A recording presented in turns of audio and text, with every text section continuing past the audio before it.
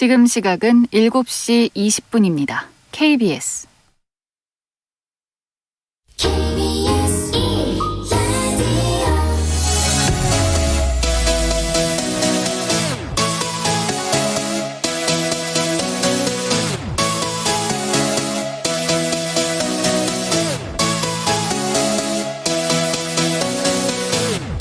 KBS 열린 토론.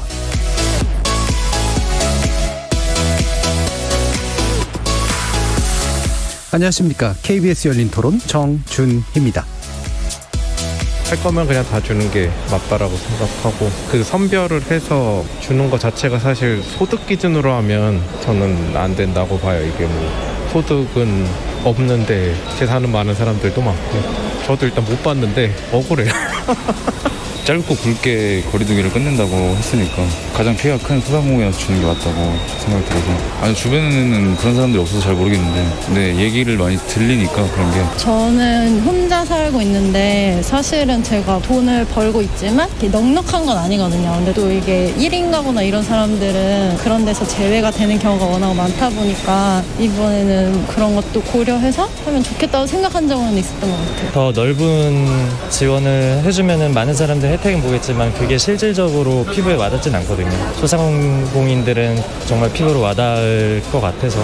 다들 시민인데 소상공인만 너무 우대하는 것 같아서, 똑같이 세금을 다 내는 시민이잖아요. 그래서 다 모든 전 국민한테 다 주는 게 맞다고 생각해요. 아니면은 퍼센트라도 좀 나눠서라도 분배를 좀 해서라도 주는 게 낫지 않을까. 거리에서 만나본 시민들 목소리 어떻게 들으셨습니까? 전보다 대폭 강화된 방역조치인 사회적 거리두기 4단계가 어제부터 수도권에 적용되면서 또다시 소상공인들의 피해가 커질 터라 우려가 이만저만 아닌데요. 때문에 오늘부터 시작된 국회 2차 추가 경정 예산안 심사에서 예산 재편 논의가 필요하다는 목소리도 커지고 있습니다. 소비 진작 위주로 편성된 기존 추경의 틀을 피해 보상 위주로 바꿔야 한다는 그런 취지인데, 대략적인 공감대는 있다고 해도 구체적인 방법론에서는 입장 차이가 커서 합의 과정은 스탄치 않아 보입니다. 또 어제 저녁 송영길 더불어민주당 대표와 이준석 국민의힘 대표가 전 국민 대상으로의 재난지원금 지급 방침에 합의했다가 국민의힘 내부 반발로 불과 100분 만에 사실상 백지화되기도 했고요. 오늘부터 시작된 6개 상임위 2차 추경 예비심사에서도 여야 간 진통이 이어졌습니다.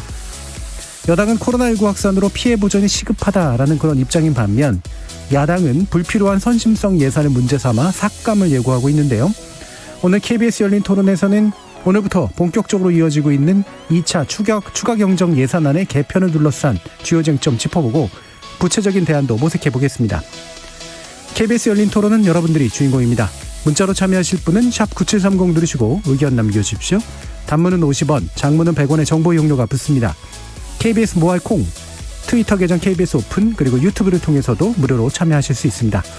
콩에서도 일라디오, 보이는 라디오로 만나실 수 있는데요. 콩 애플리케이션 켜시고 일라디오 채널 화면 하단에 있는 캠코더 마크를 누르시면 됩니다.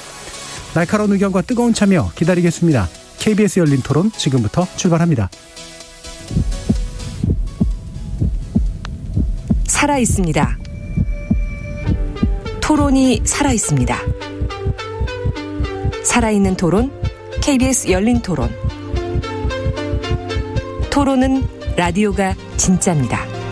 진짜 토론, KBS 열린 토론.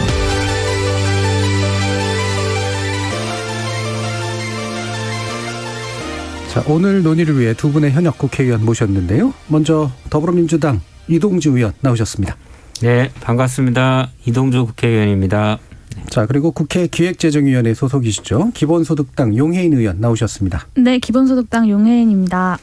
당초 국민의힘 황보승이 수석대변인이 출연하시기로 했는데요. 당 공식 입장이 확정되지 않았다 하면서 오늘 오전에 불참을 알려와서 안타깝게도 함께하지는 못했고요.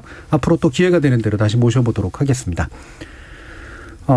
자, 일단 그 용혜인 의원님 네. 다시 뵙게 돼서 아주 반갑습니다. 네, 건강하시죠? 반갑습니다. 네, 건강합니다. 자, 지금 코로나19 4차 대유행 상황 어떻게 보고 계시는지 일단 용혜인 의원님께 한번 좀 여쭤볼게요. 네, 사실 이제 백신 접종이 좀 본격화되면서 백신 접종률이 일정 수준 이상으로 올라가면 우리가 이 위기를 극복할 수 있다는 희망감이 이제 국민들 사이에서 있었는데 이제 거리두기와 관련돼서 좀 계속된 완화에 예정된 시그널들 뭐 이런 예. 것들이 이어지면서 좀 신규 감염자가 폭증하고 그리고 이제 변이 바이러스가 대규모로 좀 확산을 하면서 굉장히 좀 우려스럽게 보고 있고요. 아무래도 희망을 가졌다가 그 희망이 그렇죠. 꺾여졌을 때 찾아오는 절망이 더 무섭지 않습니까? 그러다 예. 보니까 지금의 어떤 절망이라는 것이 예전보다 조금 더 국민들에게 크게 느껴지는 것 같습니다. 아무래도 그렇죠. 지금 이제 뭔가 좀 나아질 거라고 생각했는데 갑자기 더 이제 세지니까 참 고민스러운 상황이긴 한데요. 이동주 의원님도 어떻게 보고 계시나요? 예, 말씀하신 것처럼 사실은 좀 이렇게 백신 보급도 안정화되고 좀 더 많이 확산되는 과정 속에서 예. 이게 좀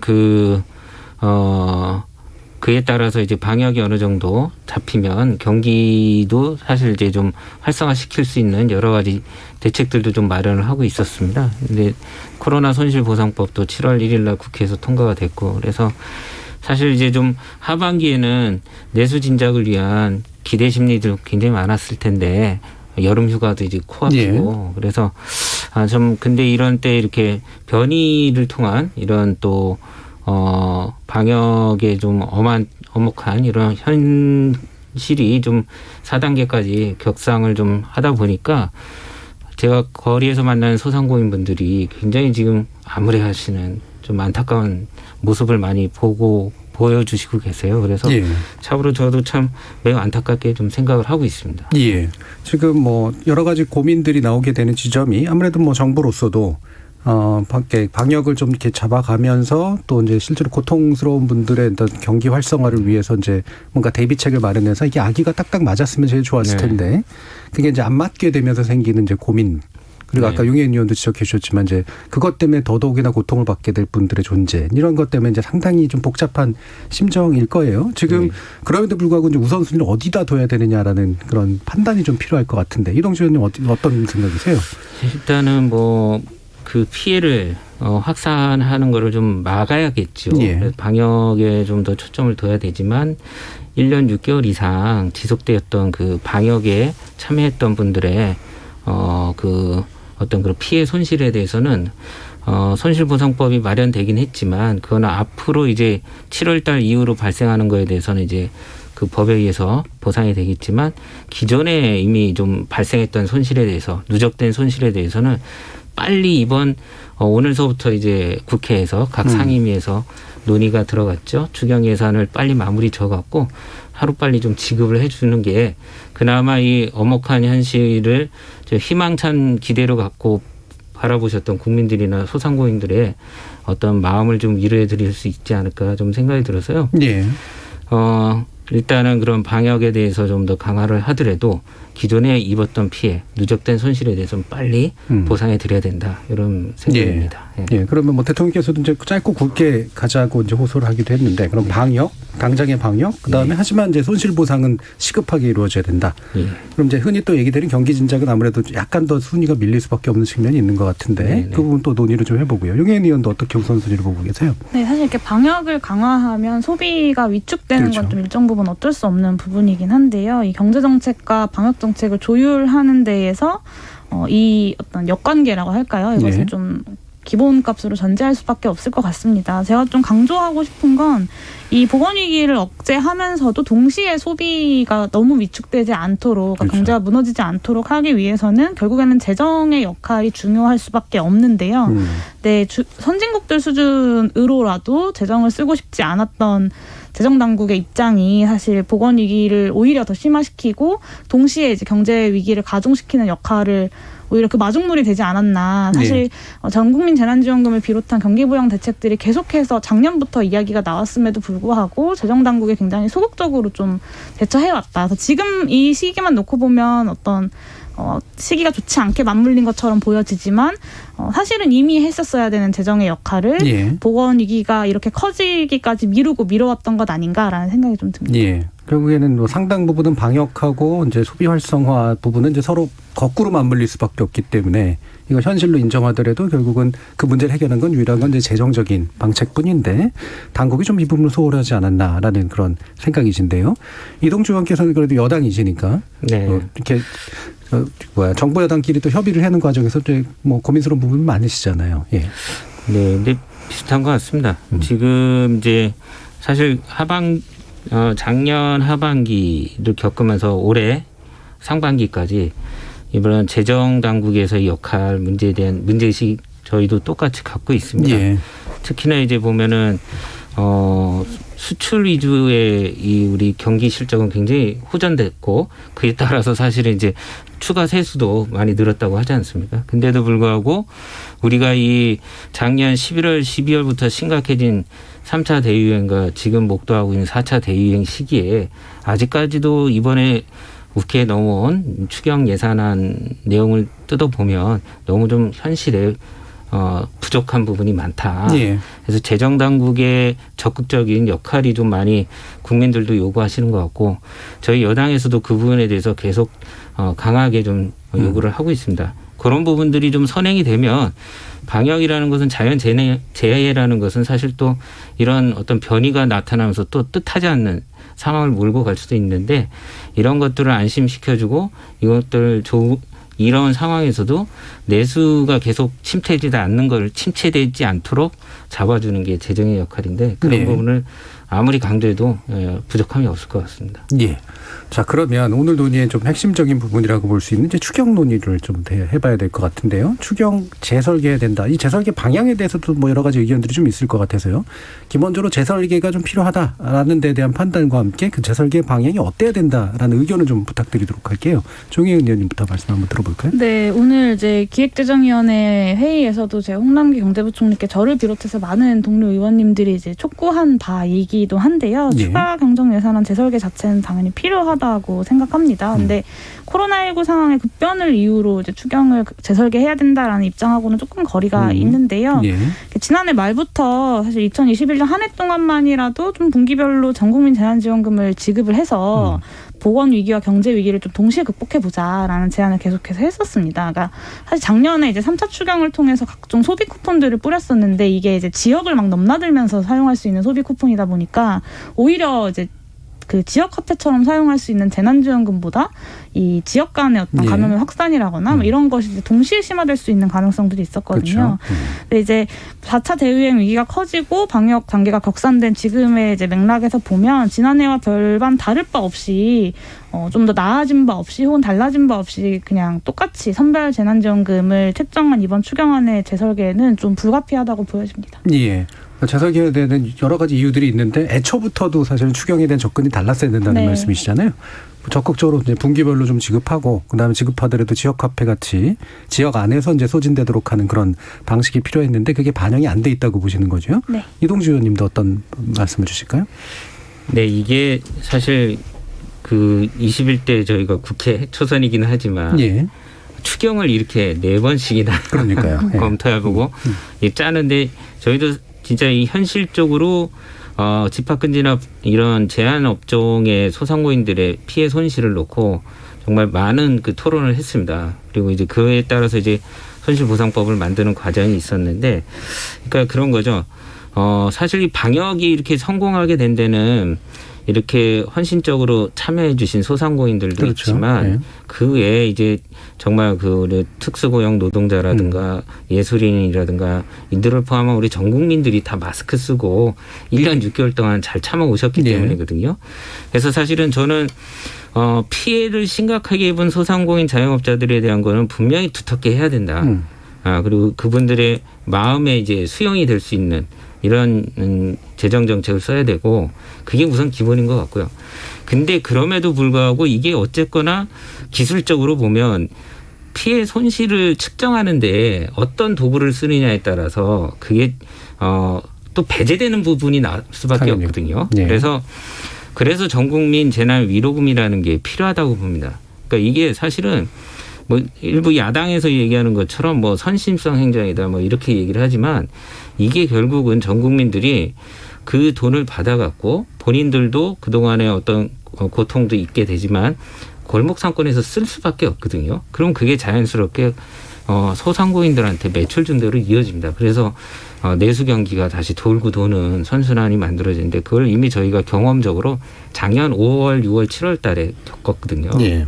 그래서 저는 이런 부분들이 적절하게 방역 상황을 감안해서 전국민 재난지원금이 진행이 돼야 되는데 물론 그 방역 상황이 어떻게 될지 모르니까 준비를 해야겠죠. 그래서 논의는 이미 지금 해야 된다. 이런 좀 판단입니다. 그러니까 방역 상황이 이제 나아질 때를 기다려서 논의하는 게 아니라 지금 논의해서 그렇죠. 이제 나아질 때 이제 투입될 수 있도록 네네. 그렇게 해야 된다는 그런 말씀이신데 아마 방향성은 또 두 분이 상당 부분 또 일치하시는 것 같아요. 근데 국회 안에 이제 뭐 이를테면 오늘 못 나온 이제 국민의힘이라든가 좀 방향이 좀 다른 분들도 꽤 있으실 것 같은데 뭐 내부 분위기는 어떤가요? 국회 안에서의? 네, 오늘 이제 기획재정위원회에서도 이제 경론들이 오갔고 사실 예. 어제 이제 송영길 대표와 이준석 대표의 어떤 합의가 있지 그렇죠. 않았습니까? 그러고 나서 국민의힘 안에서 내부 반발로 인해서 또 그 합의가 번복되는 상황이 또 있었고 그 1년에 어젯밤부터 이어진 한 24시간이 채 되지 않는 상황의 것들이 저희 그 상임위원회 회의에서도 그대로 이어졌습니다. 그래서 국민의힘 김태흠 의원님께서는 뭐 여당과 야당의 대표들이 모여서 이런 걸 합의하고 있다. 나라가 이게 어떻게 돌아가는 건지 모르겠다라고 회의장에서 이제 본인의 당대표를 예. 포함해서 성토를 하실 만큼 좀 분위기가 어제의 그 합의가 되게 손쉽게 100분 만에 엎어졌던 그것들을 좀 그대로 반영하고 있었고요. 여당도 이제 당정 합의한 추경안의 내용을 이제 바꾸자라고 이야기를 하고 있는 거지 않습니까? 사실 네. 이전에 이제 여당이 당정 협의를 향해서 만들어진 내용을 했는데요. 그만큼 좀 현재 추경안에 대해서 여야 모두가 좀 문제가 있다라고 좀 생각하는 분위기인 것 같습니다. 그래서 크게는 이제 소득 하위 80% 재난지원금 지급을 시정해서 전 국민 지급할 것이냐, 아니면 선별을 강화할 것이냐, 혹은 선별에 따른 공정성 문제를 완화시킬 뭔가 조금의 보완책을 마련할 것이냐, 크게 이 세 가지가 쟁점으로 떠올라서 논의가 되고 있는 것 같습니다. 예. 그러면 이게 이제 어떻게 그러면 항목이 구성되어 있길래 이걸 어떻게 재배치하는가라는 부분에 대해서 아마 논란들이 좀 있으실 것 같은데 지금 33조 정도 가운데 한 10조, 3분의 1 정도가 한 80%에게 지급하는 이제 국민 지원금 요 정도로 이제 지금 돼 있는데 요런 구성들에서 당별로 또는 이제 뭐 의원 개인별로 입장들이 좀 있으실 것 같거든요. 일단은 뭐 기재 얘기를 먼저 좀 듣고 그다음에 이동주 의원님 말씀 한번 좀 들어볼까요?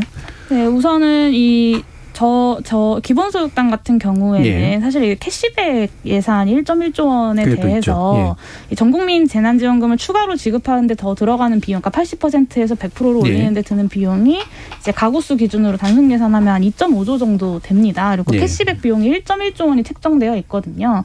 그럼 실제로 선별하는 데 드는 행정비용이 또 한 509억 정도가 책정이 되어 있고요. 그러면 실제로 이 80%를 선별하는 것이 아니라 전 국민을 지원하는 데 더 들어가는 비용은 따지고 보면 채 1조 원이 되지 않는다라는 점이고, 그렇기 때문에 캐시백 같은 방식보다는 특히나 이런 위기의 시대에 어떤 사회의 연대성 강화와 함께 소비 진작 효과 등을 노리기 위해서 전 국민을 지급하는 것이 좀 더 선별하지 않기 때문에 더 빨리 국민들에게 가 닿을 수도 있고 또 경제적인 효과도 있으면서 사회의 통합성을 높이는 것이 아니냐라는 이야기들을 좀 했고요. 국민의힘 같은 경우는 계속해서 선별 지원의 강화를 기본 입장으로 강화해서 이야기를 하고 계셨고, 민주당 여당 같은 경우는 전국민 재난지원금으로의 확대, 그리고 재정당국의 어떤 소극적인 재정 정책 등에 대한 어떤 비판적인 입장들을 좀 많이 이야기하셨습니다. 예. 지금 대략적인 이제 지형에 대해서 개인적인 견해 플러스 이제 얘기를 해주셨는데 핵심은 그러면 이제 일단 여기서 논의된 거는 이제 캐시백이라고 한 비용을 그냥 다 국민지원금으로 돌려버리면 어차피 현재 규모에서 전 국민 지급이 가능한 거 아니냐라고 하는 이제 그런 견해가 일단 있고요. 그다음에 소상공인 피해주는 지금 한 4조 정도 되는데 국민의힘 쪽은 이게 좀 약하다고 보는 건가요? 어떻습니까? 네. 이 부분에 대해서 이제 저희도 똑같이 좀 더 올려야 된다. 상향 조정해야 된다. 예. 최고가 900만 원으로 돼 있을 겁니다. 연매출 그렇죠. 기준으로 4억 이상인데 그다음에 이제 2억 이상인 때는 또 뭐 700만 원. 예. 네. 그다음에 뭐 2억에서 8천만 원 구간은 500만 원. 8천만 원 미만은 400만 원 이렇게 지금 안으로 제출돼 있는데 이거를 대폭 상향해야 된다라는 의견들이 좀 대부분이고요. 그 야당에서도 똑같고. 네. 근데 야당은 이제 이거를 올려야 되는데 이제 전국민 재난지원금으로 돈을 더 쓰느니 전국민 재난지원금을 아예 없애버리고 그 돈으로 돈에 어려운 소상공인들한테 더 몰아줘야 된다. 예. 이런 얘기입니다. 근데 일면 뭐 소상공인들한테 돈을 더 주자라는 거에 저도 뭐 반대하지는 않습니다. 근데 아까도 잠깐 말씀드렸지만 이 전국민 재난지원금이 갖고 있는 위로금이 갖고 있는 성격에 대해서 너무 이 국힘당 쪽에서 좀 왜곡해서 이해를 하고 있는 것 같고요. 그래서 그 부분에 갖고 있는 어떤 작년에 나왔던 실증적 효과라든가 지금 이 피해 지원이든 손실보상이든 소상공인들한테 지원해 주는 것들이 사실은 어쨌거나 얘기했던 대로 대상에 있어서 배제되는 분들이 많다. 네. 그분들을 어떻게 할 것이냐 이런 것들을 같이 놓고 이거를 투트랙으로 같이 써야 된다라고 하는 걸 저희들이 계속 이제 오늘 회의에서 네. 얘기했습니다. 그러니까 일단 소상공인 피해 지원을 높이고 더 많이 주는 것에 대해서는 이제 지금 여당도 동일한 문제의식을 가지고 계신 건데 그걸 위해서 이제 국민지원금에서 빼서 하자라고 하는 게 이제 국민의힘 쪽의 네, 입장이고 국민의힘 여당 쪽의 입장은 그러면 그거 말고 다른 데서 끌어와야 될 거 아니에요? 네. 어떤 부분을 생각하고 계시나요? 저도 아까 이제 우리 용혜인 의원님이 얘기했던 대로 캐시백 포인트로 주는 1조 1천억 하고 그 다음에 사실 이제 저희는 또 하나 우리 그 대한민국이 그래도 재정 건전성에 비해서는 예. 유럽이나 미국이나 이런 데보다는 굉장히 월등하거든요. 물론 이제 국가 채무는 관리를 해야겠죠. 근데 그건 이런 비상시기에는 또 비상시기답게 나가야 되는데 2조 원을 이제 국가 채무를 예. 상환하는 데 쓴다고 하니까 그렇죠. 이걸 꼭 지금 써야 되느냐. 이건 좀 나중에 써도 된다. 이런 판단입니다. 그러면 거기 2조 원하고 캐시백 1조 1천억하고 하면 저는 충분히 100% 전국민 재난지원금 가능하다 이렇게 좀 생각하고 있습니다. 네, 그럼 현재 이제 얘기되고 있는 다른 항목에서 가져오는 것보다는 추가 세수 중에 이제 또 2조 원을 따로 빼서 이제 채무를 갚겠다고 한 부분에다가 캐시백 부분까지 다 동원하면 네. 어느 정도 확보가 가능하다 이런 입장이시네요. 네. 용인 의원도 어떤 생각이신가요? 네, 아까 말씀드린 것처럼 이제 1조 원 그 1.1조 원 캐시백 예산을 돌리고 나면 네. 실제로 추가적으로 더 드는 전국민 재난지원금을 지급하는 데 드는 비용은 추가적으로 더 많진 않다라고 말씀을 드렸는데 홍남기 부총리께서는 굉장히 좀 고집스럽게 캐시백 예산을 깎지 말아달라라고 네. 얘기하시더라고요. 네, 그리고 말씀하신 것처럼 저희도 이제 2조 원 국채 상환에 대해서 사실은 이제 기재부에서 그 재정 관료들이 굉장히 보수적으로 재정 운영을 하고 있고 계속해서 그 부분에 있어서 이제 청와대라거나 아니면 이제 여당과의 어떤 마찰을 빚고 있지 않습니까? 국회와도 마찰을 빚고 있고. 그래서 이런 2조 원의 국채 상환은 사실 지금 당장 시급한 것은 아니고 오히려 지금은 오히려 장기화될 수 있는 이 경제 위기를 극복하는 것이 더 시급함에도 불구하고 2조 원이라는 국채 상환 금액이 들어가 있다라는 것은 이 기재부 정보 관료 달래기가 아닌가라는 좀 의구심이 들고요. 이런 부분들을 조정한다면 사실 이번 추경안 자체만으로도 충분히 전국민 재난지원금이 가능한데요. 근데 사실은 이 역대 최고라고 계속해서 이야기되는 추경들이 제출되고 있는데 이 추경 금액 자체에 좀 이렇게 매여서 그 안에서만 논의를 해서 파이 나눠먹기 싸움을 계속해서 하게 됩니다. 그래서 결국엔 누가 더 피해자냐, 소상공인이 그렇죠. 더 피해자냐, 예. 아니면 다른 누군가가 더 피해자냐 이런 파이 나눠먹기 싸움을 하게 되는데요. 오히려 이 좀 고정관념을 깨고 패러다임을 전환해서 좀 더 적극적인 재정 정책을 편다면 소상공인들에게 더 두텁게 지원하면서도 전국민 재난지원금도 동시에 가능할 것이라고 봅니다. 예. 이제 그 두 가지 전국민 재난지원금과 소상공인 지원을 자꾸 이제 제로섬 게임으로 보지 말자는 말씀이시잖아요. 그래서 뭐 좀 이 세수도 있는 거고 적극적인 재정 정책이라는 건 사실 또 예산 규모를 아예 키우려면 더 키우자 이런 마인드까지도 네. 포함하고 계신 거고요. 자, 그러면 이제 이거는 뭐 곁다리 얘기긴 합니다만 제가 카드 캐시백 얘기가 하도 자주 많이 나와서 근데 이게 80% 안에 못 드는 분들에게 이제 적용되는 이제 그런 걸 텐데 만약에 제 입장이라면 막 엄청나게 더 쓰고 막 이럴 것 같지가 않거든요. 그렇죠. 그 돈 받으려고 더 쓰진 않겠죠. 네. 그리고 얼마 썼는지도 잘 모르겠고 기존에 얼마를 쓰면 10% 더 받는데 그러면서 막 쓸 것 같지도 않고 그래서 이게 과연 효과가 있을까 이런 생각이 네. 드는데 왜 기재부는 이걸 강조를 할까요? 이거는 이제 뭐 제가 조심스럽게 예. 추측하는 거지만 사실 작년 5월 달에 이 현금을 지급을 어떤 방식으로 했냐면요. 현금으로 그 신용이 낮은 뭐 저신용자들 이런 데는 이제 현금으로 찾아가신 일부가 있지만 카드라든가 지역화폐 형태로 충전을 받아서 쓰신 분들도 꽤 있습니다.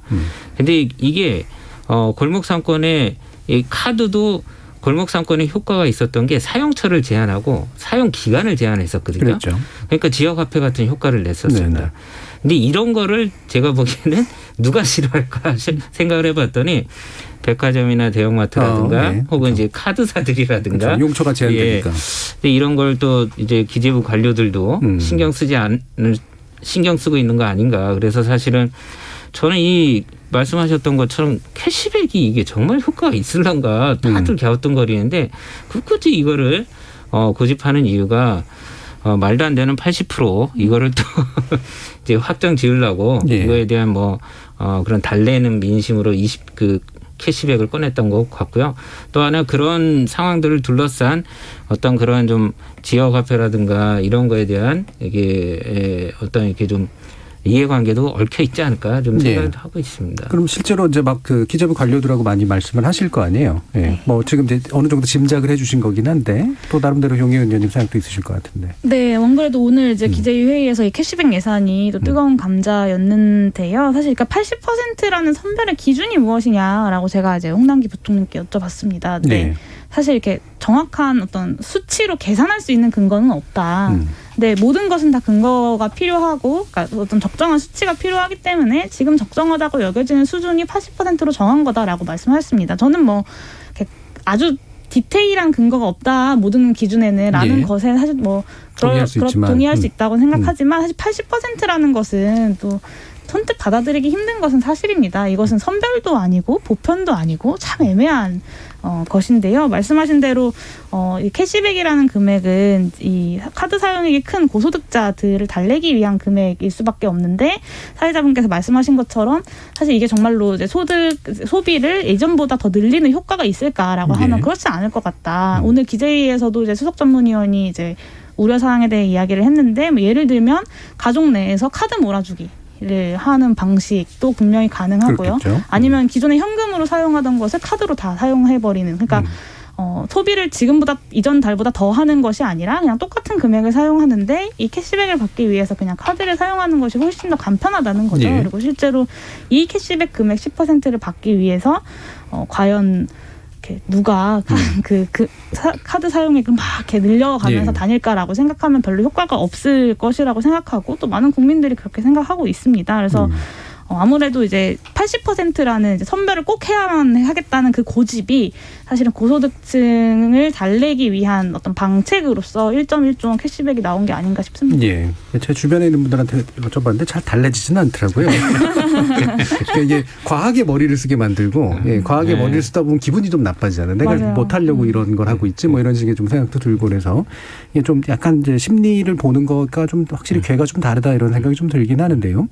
또 한 가지 좀 그러면 또 얘기를 나눠야 되는 게 이제 결국은 소상공인 이제 그 지원을 해야 되는데 그 지원 액수를 이제 어쨌든 빨리 정하고 그러니까 아주 전면적인 재검토를 하기는 좀 어려울 테고 적절히 이제 조정하고 난 다음에 이제 시행에 들어가는 날짜들을 잡아야 될 텐데 당장 또 위원회 구성해 가지고 또 기준도 정하고 막 이래야 되잖아요. 네네. 어느 정도의 어떤 재조정 범위와 그다음에 일정을 좀 생각하고 계시는 건가요? 일단은 조금 이렇게 구별을 하면 저희가 이제 7월 1일 날 그 본회의를 통과해서 공포가 되고 시행은 10월쯤 가서 시행이 되는 손실보상법에 의해서 이제 어제 그제서부터 이제 4단계로 격상된 손실보상 피해는 그 법에 의해서 지원이 되겠죠. 그러면 그거는 말씀하셨던 것처럼 손실보상심의위원회 구성서부터 해서 대상이나 규모나 지급 액수라든가 뭐 이런 부분에 대한 절차를 담은 시행령이 마련돼야 됩니다. 그동안에. 그래서 그거는 아무래도 그런 경과가 필요하고 그에 따라서 구체적인 게 확인이 될 것 같은데요. 지금 논의하고 있는 거는 이제까지 지급된 재난지원금이 있음에도 불구하고 충분치 않아서 손실보상이 필요하다고 하셨던 분들에 대한 피해 지원금을 상향 조정하자 이런 논의로 좀 초점이 모아지고 있습니다. 그래서 지금 뭐 사실 언론에서 뭐 여러 가지 이제 추측성 기사들이 나오긴 하는데 현재 예를 들면 최대 900만 원으로 돼 있는 거를 뭐 2천만 원이든 3천만 원이든 뭐 올리자 이런 얘기들이 이제 좀 나오고 있습니다. 그래서 저희도 뭐 그 정도 이상으로는 가야지 예, 이 정말 어려웠던 분들의 마음을 어루만질 수 있지 않을까 생각이 들고요. 그 외에도 사실 보면 배제돼 있던 분들이 꽤 많습니다. 뭐 이제 여행 내접 같은데 관광버스업 같은데 이런 분들도 충분히 영업 제한이나 이런 행정 조치를 받지 않았음에도 이분들한테도 두터운 지원이 가야 되고요. 등등 그래서 저희가 좀 이렇게 좀 사각지대에 있는 분들까지 이번엔 다 포함해갖고 폭넓게 말 그대로 한번 지원을 해보자라는데 논의를 좀 모으고 있습니다. 네, 액수 상한 액수도 좀 높이고 그다음에 포괄 범위도 넓히고 네네. 이런 식으로 가는 게 맞겠다라고 판단을 하고 계시네요. 영현 의원도 또 이 부분 구체적인 이야기가 또 있으실 것 같은데. 네, 사실 뭐 이렇게 금액을 확대해야 된다는 거에 여야를 막론하고 뭐 크게 이견은 없을 것 같습니다. 네. 현재 논의되는 과정에서 이견은 홍남기 경제부총리를 제외하고는 제가 좀 보지는 못했는데요. 뭐 국회에서 이 부분만큼은 사실 크게 이견이 없을 것 같습니다. 방금 말씀하신 내용. 그러면 이 부분에서는 국민의힘까지도 아마 이제 상당 부분 동의할 수 있는 그런 좀 공감대가 있다는 그런 말씀이시잖아요. 네. 자, 그러면은 이제 또 한 가지 좀 얘기를 해주실 게 지금 현재 한 33조 좀 이렇게 만들어져 있는 그런 항목들 가운데서 좀 약간 좀 재검토가 필요한 기타 항목들이 좀 혹시 또 있다고 보시는 부분이 있는가요?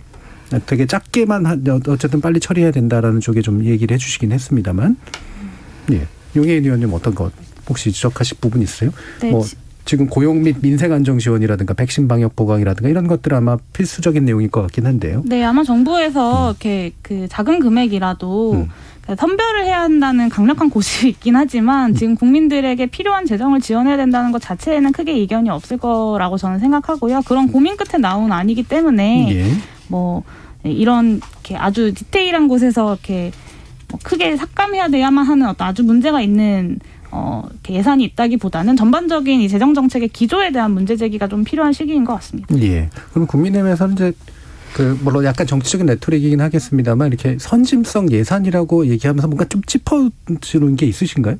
선심성 예산이요? 예, 그러니까 비판할 때 지금 이렇게 선거를 앞둔 선심성 예산이다 이제 이렇게 얘기하고. 지금은 전국민 재난지원금 말고는 특별히 다른 의견들은 오늘 없으시더라고요. 기재위 회의에서도 그러니까 선심성 예산이라는 표현보다는 전국민 재난지원금이라는 주장이 얼마나 나라를 망치는 길인지에 대해서 많이 성토하셨던 것 같습니다. 그럼 전국민 재난지원금, 그러니까 전국민 재난지원금 안 된다. 그리고 현재 국민지원금도 이왕이면 좀 더 깎거나 해서 이제 전용을 하거나 이래야 된다. 이런 쪽이 이제 국민의힘의 입장이라고 좀 볼 수가 있겠네요.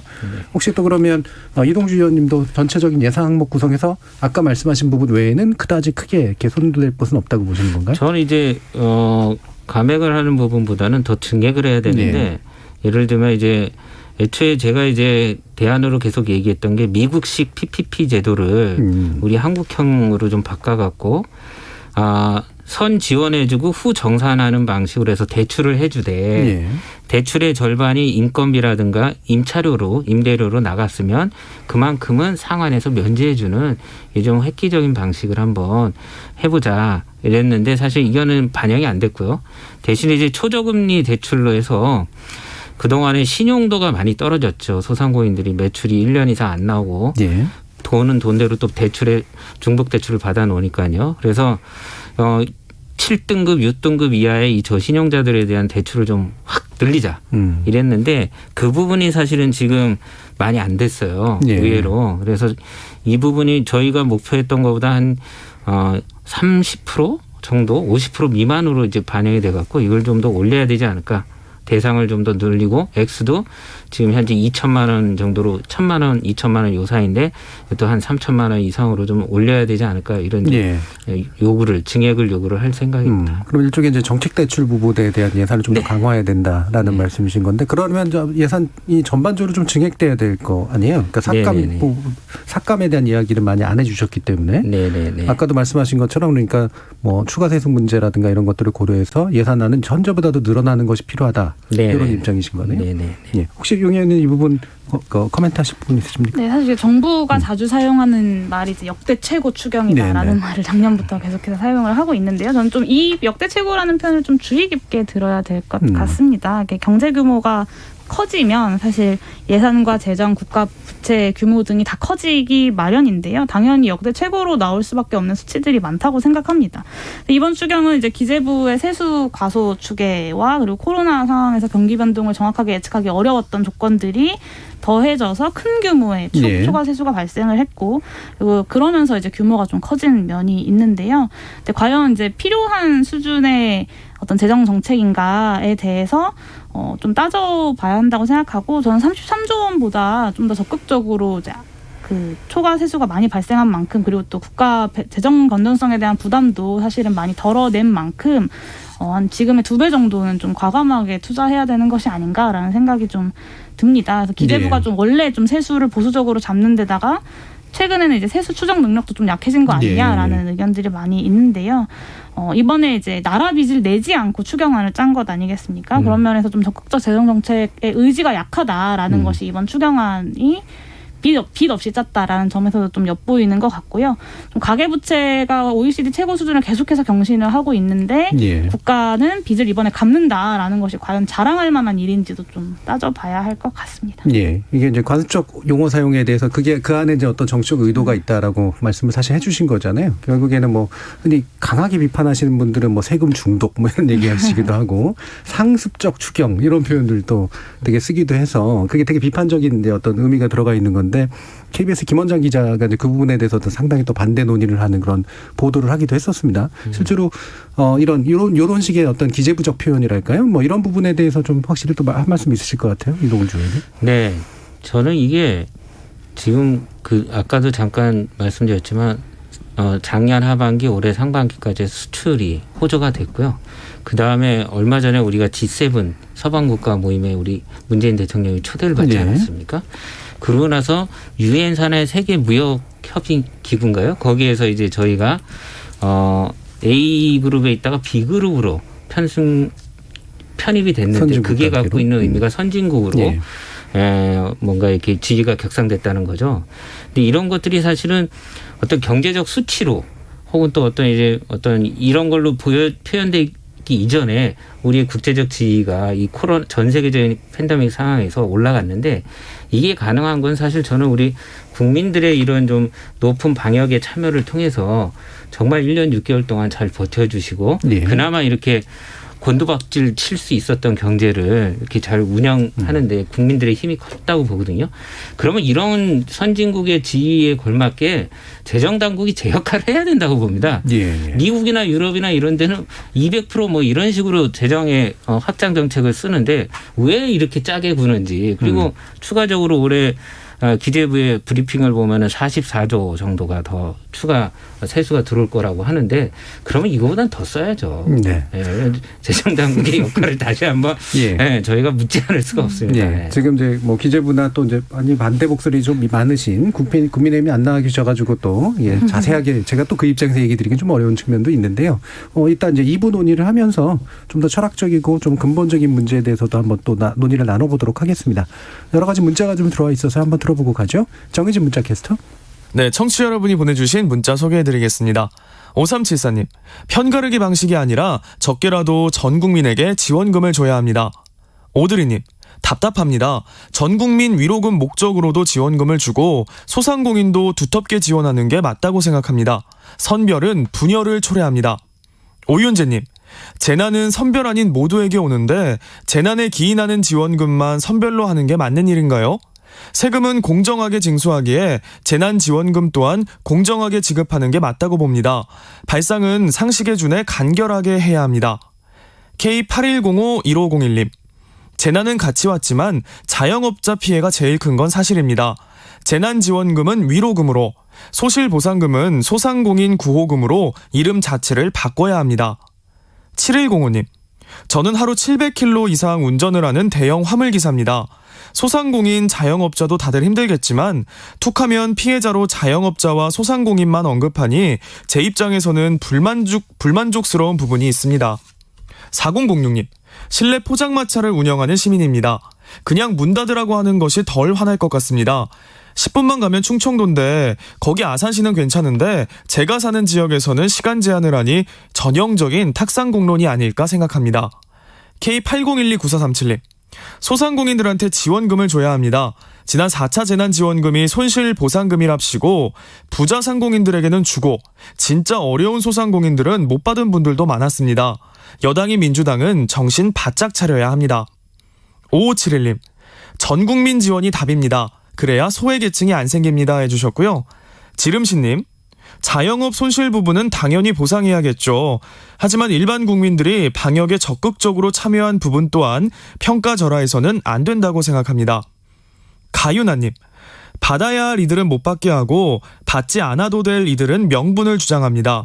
퍼주기 논란을 부추기는 정치권의 탁상공론이 답답합니다. 참고로 코로나 이전부터 경제활동을 못했던 사람들은 사람 취급도 못 받고 돈도 못 받습니다. 소득 증빙을 어떻게 하란 말인가요? 4597님. 전 국민에게 골고루 줘야 합니다. 소상공인에 해당 안 되는 가게도 있습니다. 예를 들어 동네 미장원 같은데요. 골고루 주면 결국 소상공인에게 돌아가지 않을까요? 라고 보내주셨네요. 네, KBS 열린 토론. 이 시간은 영상으로도 생중계되고 있습니다. 유튜브에 들어가셔서 KBS 1라디오 또는 KBS 열린 토론을 검색하시면 지금 바로 토론하는 모습 영상으로 보실 수 있습니다. 지금 방송을 듣고 계신 청취자 모두가 시민 농객입니다. 계속해서 청취자 여러분들의 날카로운 시선과 의견 보내주세요. 지금까지 문자캐스터 정희진이었습니다. 토론이 세상을 바꿀 수는 없습니다. 하지만 토론 없이 바꿀 수 있는 세상은 어디에도 없습니다.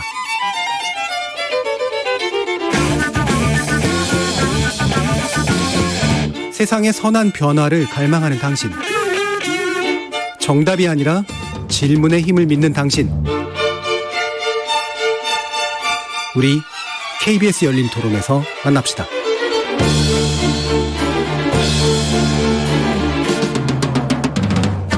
KBS 열린 토론, 오늘은 재난지원금과 추경 문제를 놓고 기본소득당 용해인 의원 그리고 더불어민주당 이동주 의원 이렇게 두 분과 함께하고 있습니다.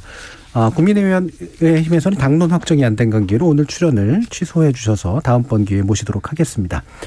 자, 좀 계속 이어서 이제 이야기를 할 텐데요. 그래서 지금 국민의힘이 부재하시니까 그 의견을 제가 이제 가져와서 한번 질문을 드려보면, 이제 손실 보상에서 이제 소급 적용 문제를 이야기를 하고 있거든요.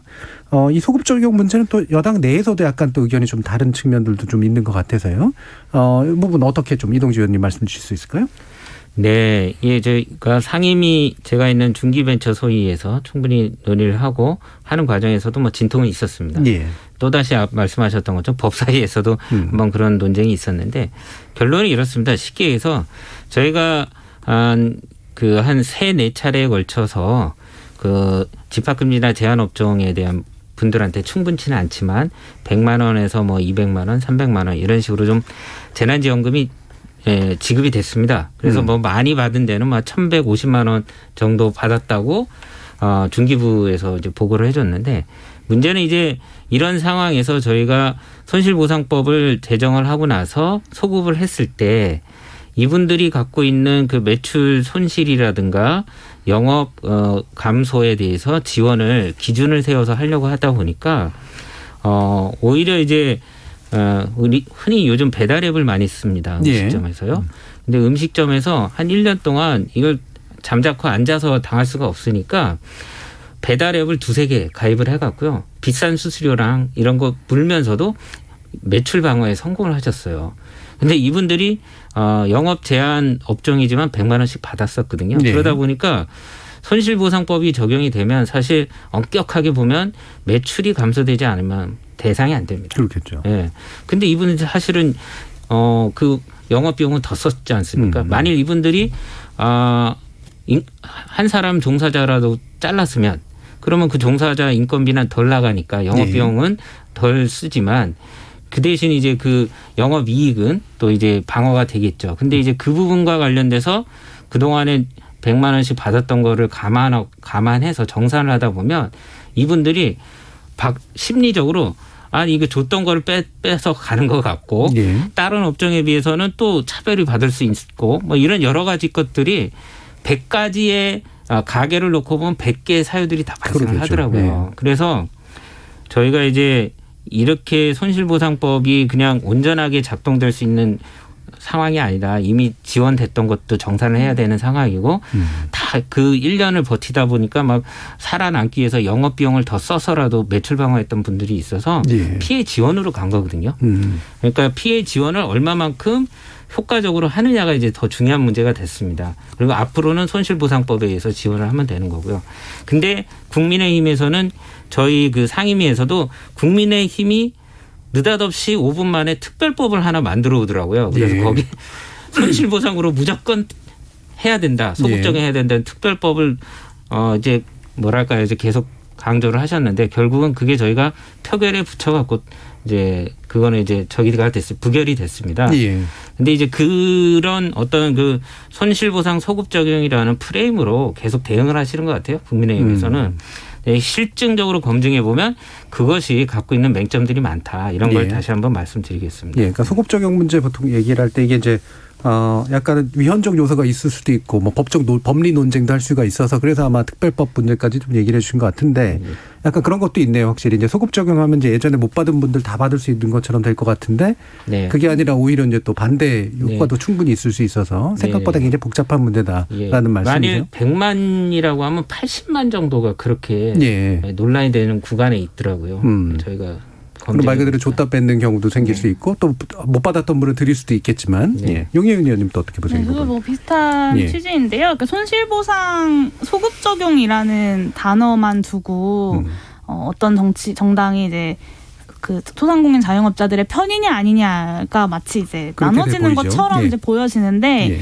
좀 그런 의미에서 좀 말씀드리기 좀 조심스러운 측면은 좀 분명히 있습니다만 그러니까 원칙적으로는 이제 정부의 영업 제한 조치로 손실을 입었다면 보상을 적절하게 해야 되는 것이 맞습니다. 근데 지난해 2차, 3차, 4차 그리고 올해 1차 정부 지원금이 소상공인 중심으로 진행이 되면서 말씀하신 대로 이제 소급해서 적용한다면 오히려 이것을 뱉어내야 되는 소상공인들이 있을 수 있다라는 이제 주장들이 있었고, 근데 사실 여기에 대해서 소급 적용을 주장하시는 분들이 좀 명쾌한 반론을 내놓지 못한 측면이 좀 있습니다. 제가 알기로는 이제 그 민주당에서도 소급 적용을 원래 주장하셨었는데, 이런 논의 이후에 좀 입장들이 좀 정리가 되신 것 같아요. 제가 최근에 이제 통계청이 발표한 2020년 자영업자 가구 및 근로자 가구 소득과 소비 지출이라는 자료를 좀 보니까, 지난해 자영업자 가구와 근로자 가구의 전년 동기 대비 월평등 소득 증감률에서 자영업자 가구의 형편이 전체 가구 형편보다 좀 나은 것으로 나옵니다. 근데 이게 평균이기 때문에 자영업자 가구의 고통을 다 표현하지는 못할 텐데요. 그러니까 사실 소급 보상 자체만으로 얼마를 지원받을 수 있는 것이냐가 결정되는 것은 아니지 않습니까? 그런 취지에서 중요한 것은 보상률을 높이는 것이지 여기서 소급 적용이냐 아니냐를 따지고 있을 일은 아니다라는 생각이 좀 듭니다. 그래서 피해 수준에 비해서 충분한 보상률을 높여서 충분한 보상이 이루어진다면 소급이냐 아니냐가 현재 시점에서는 좀 논점이 되기 어렵지 않을까라는 생각이 듭니다. 예, 그러니까 소급을 함으로써 생긴 여러 가지 부정적 효과나 또 긍정적 효과가 복잡하기 때문에 그래서 그 부분을 보완하기 위해서는 법 적용 이후로 해서 예를 들면 플러스 알파 시켜드리는 그런 방식으로 접근하는 게 현실적이다라는 그런 의견으로 좀 대충 통일이 되고 있네요. 제가 1624님께서 이런 질문을 또 해오셔서 제가 이동주 의원님께 말씀드려야 될 것 같은데 저는 대전에서 매달 입찰을 통해 학교 교실 납품을 하고 있는 업체 대표입니다. 코로나19로 큰 피해를 입고 있는 저희 소상공인에 관한 지원은 그 누구도 얘기를 하잖아 정말 속상하고 화가 침입니다. 지금 얘기를 하고 있어서 이제 어느 정도 논의가 될 것 같은데요. 저는 1차 회에는 단 한 번도 대상이 들지 못했고 결국 버티지 못하고 작년 10월에 폐업했습니다.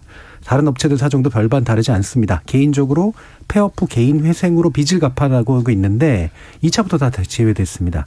여당 이동주 의원님 직접 나오신 만큼 이런 소외된 국민들 바라봐 주시고 정책 만들어 주세요 하셨는데요. 아마 좀 말씀해 주실 거 있으실 것 같아요.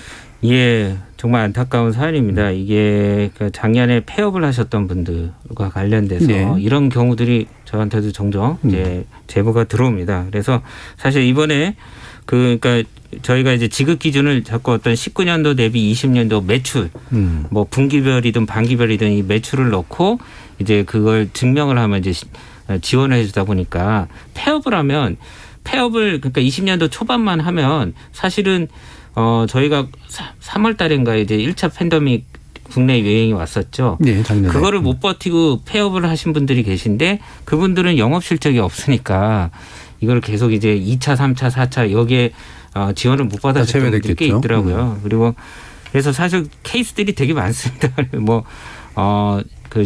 이게 영업 그 신고서를 못 내갖고 국세청에 매출이 잡히지 않는 분들도 계시고 남의 명의로 영업을 하다 보니까 또 이제 여러 가지로 어려운 분들도 있어서 이런 분들에 대해서도 가능하면 그 저희가 개별 케이스를 구제할 수 있는 방안들을 중기부랑 좀 마련해 보자고 얘기는 좀 하고 있습니다. 예, 아까 그 100가지 사례면 100가지 이유들이 있다라는 말씀 참 실감이 되는데요. 영예인 의원님도 한 말씀 주시죠. 네, 저도 이제 비슷한데요. 그러니까 재난지원금 논의를 하면서 이제 사실 전국민 재난지원금을 저희 기본소득당 같은 경우는 작년부터 꾸준히 주장을 해왔고 기존의 이 선별적인 재난지원금이 우리가 예상하지 못했던 사각지대들을 계속해서 만들어내고 있다. 그리고 그런 제보들 혹은 민원들이 저희 당으로도 굉장히 많이 들어옵니다. 작년 같은 경우는 사실 작년 초에 이제 창업을 해서 그 영업을 시작했는데 시작하자마자 코로나 위기를 맞게 돼서 사실은 재난 그 피해 보상도 받지 못하고 계속해서 어려운 상태로 버티다가 폐업을 한 자영업자들의 이제 소식도 들려오기도 하고 그리고 이제 식당만 가도 지금까지 진짜 버티고 있다라고 하소연하시는 분들도 너무 손쉽게 만날 수 있지 않습니까? 네, 그런 의미에서 이 피해 보상의 범위를 확대하는 것과 동시에 이렇게 그 사각지대로 발생하는 부분에 계시는 분들까지 좀 폭넓게 지원하면서도 또 위로의 어떤 측면에서 그리고 이 위기를 함께 극복하자는 측면에서 전국민 재난지원금이 필요하다라는 이야기를 좀 계속 하고 있는 것입니다. 네. 그리고 제가 그 이번에 중기부랑 이 지원 사업을 하면서 소상공인에 대한 기본 개념이 좀 바뀌어야겠다라는 판단도 줍니다. 왜냐하면 이 기준이 너무 오래됐습니다. 5인 미만, 그러니까 4인 그렇겠네요. 이하의 사업장과 매출 기준 5억 이하로만 잡혀 있다 보니까 요즘은 사실 이게 그 시대가 바뀌면서 부가세도 올라가고 매출이 높아졌거든요. 그래서 지금은 10억까지도 사실은 소상공인 범위에 드는데 아직까지도 옛날 기준으로 적용을 하다 보니까 사실은 소상공인이지만 매출은 높지만 사실 과거의 소상공인하고 별반 처지가 다르지 않는데 그 기준 설정에 따라서 못 받는 분들이 꽤 있었습니다. 그래서 이번에 소상공인에 대한 전수조사를 다시 해서 매출도 상향해야 되고 종업원 숫자도 좀 다시 손봐야 되지 않을까 이런 좀 생각이 좀 듭니다. 예. 지금 0388님께서 이번 코로나 사태에서 대한민국은 다른 나라보다 엄청 인색할 정도로 재정을 쓰지 않았습니다. 전국민 재난지원금 가지고 기재부가 이렇게 태클 걸 일 아니라고 생각합니다. 라는 의견도 주셨는데요. 지금 이렇게 나온 말씀들 들어보면 결국은 이제 돈이 들어가야 될 곳들은 굉장히 많고 실제로 가더라도 좀 이렇게 충분할 정도로 적셔드려야 되는 이제 그런 일들이 있어서 결국은 이제 얼마만큼 이제 돈을 확보할 것인가라는 문제일 텐데요. 아까 소상공인에 대한 재정의 문제도 얘기해 주셨지만 우리 재정 당국이 재정을 바라보는 관점 그다음에 그렇게 해서 세수를 추계하거나 그다음에 결과적으로 이거를 재원을 확보하면서 국가 채무에 대해서 관리하는 그런 입장에서 좀 변화가 좀 필요하다 이런 생각이 좀 드시는지 한번 여쭤볼게요. 이동주 의원님 어떠세요? 네, 이게 이번에 정말 다시 한번 재정 당국의 관점이라든가 이런 그 지원금을 책정하는 데 있어서의 논의 절차 이런 부분에 있어서도 좀 많이 바뀌어야겠다라는 생각이 듭니다. 솔직히 거의 저희가 국회에서 추경을 3번, 4번 이렇게 해보지만 이게 도대체 이게 어떤 근거로 어떤 데이터로 근거를 해서 이렇게 만들어 오는지 그리고 이것을 수정을 해야 되는 절차도 굉장히 국회가 입법과 예산 권한이 있음에도 불구하고 굉장히 제한적이더라고요. 그래서 이런 절차적인 문제도 좀 반드시 바꿔야 되지만 무엇보다도 재정 당국의 이 관점 정말 전 세계적인 어떤 이런 상황에 다른 선진국에 비해서 우리가 정말 이렇게 경기 실적이 좋음에도 불구하고 정말 이렇게 국민들은 빚을 져가는데 국가는 빚을 안 지려고 하는 이게 정말 맞는 태도인가. 그래서 이런 것들은 근본적으로 한번 저희들이 국민들의 의견을 좀 반영을 해서 좀 행정도 좀 바꾸고 그런 재정 당국의 입장과 관점도 좀 바꾸는 노력을 좀 이번 참에 좀 해봐야 되지 않을까 본격적으로 이런 생각입니다. 윤영현 의원도 그거 직접 느끼고 계실 것 같은데. 네, 사실 예. 이제 기재부가 굉장히 좀 선별이라는 것에, 그러니까 보편이라는 것에 굉장히 알러지적 네네. 반응을 보이고 있다라는 생각을 작년부터 계속해서 좀 하고 있는데요. 이 코로나19 시작 이후에 5차례 재난지원금 논의에서 좀 일관되게 선별을 기재부가 주장을 하고 있습니다. 사실 이명박 정부에서 재정경제부와 기획예산처를 통합해서 만든 이제 기재부라는 어떤 관료 조직이 이제 좀 개혁이 필요하다라는 것이 코로나19 위기 이후에 재정 정책을 굉장히 소극적으로 쓰는 모습을 보면서 많은 국민들께서 또 공감하고 계시는 것 같고요. 저 역시도 기획재정위원회에서 이제 기재부와 이야기를 나누면서 좀 그런 고민들을 많이 하게 되는 것 같습니다. 저의 좀 문제 의식은 사실 민의를 대변하는 국회가 이제 코로나 대응이라는 과제를 수행함에 있어서 이제 기재부가 잘할 수 있는 것들이 있겠습니다만 분명히 지금 이 위기의 시대에 어떤 과감한 정책적 결단 같은 것들은 정치의 영역에서 이루어져야 하는 것임에도 불구하고 이 곳간을 지키는 이라고 많이들 이야기를 했는데 이 기재부를 설득하지 못해서 계속 매번 양보하고 후퇴하는 일들이 작년 한 해 동안 그리고 올해 초에도 계속 이어져 왔습니다. 그래서 국회가 더는 이제 기재부에 끌려다니거나 좀 양보해서는 안 된다고 보고요. 전례 없던 위기의 시대인 만큼 이제 좀 국회가 좀 주도해서 이 위기를 어떻게 극복할 것인지를 좀 과감하게 결단해야 되는 시기라고 보고 있습니다. 예. 자, 그러면 이게 한 두 가지쯤으로 나뉘는 것 같아요. 그러니까 기재부가 사실은 굉장히 강력한 그 행정부처 아닙니까? 뭐 이게 다른 행정부처에 비해서도 이제 상급에 있다라고 얘기할 정도고 사실은 말씀하신 것처럼 민의를 대변하는 국회도 사실 함부로 할 수 없는 그런 이제 막강한 힘이 있는데 이게 과연 이제 절차 즉 다시 말하면 이제 권한을 준 어떤 이유 때문인지 아까 뭐 일부 그 얘기를 해주셨습니다만 또 한 가지는 이제 뭐 기재부 관료들이 가지는 나름대로의 전문성 그 다음에 흔히 또 이제 민의를 대변하는 과정에서 나설 수 있는 약간의 포퓰리즘을 나름의 이제 관료적 철학 뭐 이런 거로 이제 또 예방한다라는 그런 정당성도 좀 일부 있는데 이 두 가지 부분은 좀 어떻게 좀 더 이해하는 게 좋을까요, 이동주 의원님? 저는 기재부의 전문성 면에서는 사실 각 부처의 중기벤처부의 중소기업이나 소상공인을 다루는 부처의 입장이 더 전문적이라고 보고요.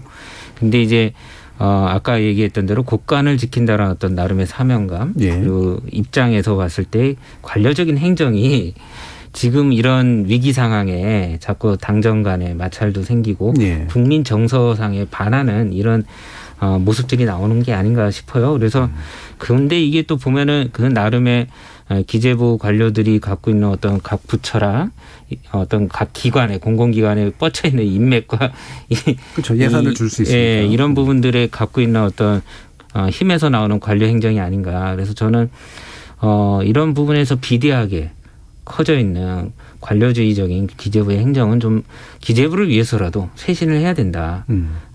바뀌어야 된다라는 좀 생각입니다. 예. 용혜인 의원님. 네, 이제 기재부가 이제 예산과 이제 전반적인 정부 정책에 대한 막강한 권한을 갖고 있기 때문에 또 사실은 이제 정부 부처 위에 있는 정부 부처다라는 느낌을 많이 받는데요. 제가 느낀 국회의원으로서 느끼는 한계 중에 가장 큰 것은 국회가 예산안과 관련돼서 굉장히 한계적인 권한을 갖고 있다는 것입니다. 그러니까 이제 곧 있으면 또 예산안이 제출되고 내년도 예산안을 심의를 할 텐데요. 예산안을 심의할 때 정부가 제출한 규모 안에서만 예산을 조정할 수 있습니다. 그래서 기존에 정부가 제출한 예산안을 굳이 꼭 삭감을 해야만 그만큼을 다른 데서 뭐 기획하거나 배정할 수 있는데요. 사실 특히나 국민의 세금으로 이루어지는 예산이라는 것을 국민의 대표자인 국회가 좀 제대로 심사하고 또 이것을 예산을 짜는 것에도 좀 권한을 가지고 있어야 이 기재부의 막강한 권한의 문제, 특히나 선출되지 않은 행정관료들의 막강한 권한의 문제가 좀 해결되지 않을까라는 생각이 들어서 이 기재부의 막강한 권한이라는 것이 단순히 그냥 지금 관료들의 소극적인 것이 아니라 대한민국의 좀 전반적인 정치개혁의 문제까지 좀 다루어져야 하는 좀 굉장히 큰 이야기라고 생각하고 있습니다. 예. 뭐 충분히 동의될 수 있는 말씀인 것 같은데 그럼 제가 이제 기재부 입장에서 약간 이상한 반론을 좀 펼치자면 예를 들면 이제 특히나 이제 지역구를 가진 국회의원들 같은 경우에는 나중에 예산 짤 때 이른바 쪽지 예산 해가지고 이게 막 지역 선심성 예산이라든가 이런 것들을 이렇게 물론 저는 그것도 일종의 민의를 대변하는 기능이라고 생각을 합니다만 그걸 이제 찔러넣기 식으로 이제 하게 되는 일들이 좀 생기잖아요.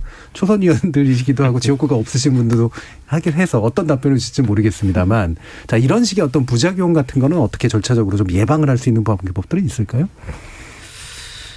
기억이 초선 비례에다가 이 지역구 예산을 챙기는 방법을 잘 모르는 입장에서 어려운 질문을 제가 드렸죠. 네. 사실은 이제 지역 중심 그리고 인물 중심의 정치 문화가 그렇죠. 대한민국이 굉장히 강하기 때문에요. 비례성을 강화하고 정당 중심의 정치 문화로 좀 전반적인 정치 문화의 개혁이 필요하고 그것은 또 선거제 개혁과 또 연동이 될 수밖에 없는 것이기도 하다고 저는 생각하고요. 예. 사실 비교섭단체 의원으로서 예산안 심사를 할 때 정말 많은 어떤 한계를 느꼈고 또 이제 제가 이제 기획재정위원회 조세소위에 속해 있는데 조세소위도 사실은 이제 소소위를 중심으로 여당과 제1야당 이 양당 간의 합의로 모든 것이 다 결정이 됩니다. 네네. 그래서 제가 조세소위에서 세법 개정안 심사를 하면서 이 세법 개정안 심사에 어떠한 영향력도 미칠 수 없음에도 불구하고 그 조세소위에 한 달의 회의를 들어가서 계속해서 문제 제기를 해야 하는 그 상황이 좀 굉장히 절망스럽기도 했는데요. 예. 좀 이런 취지에서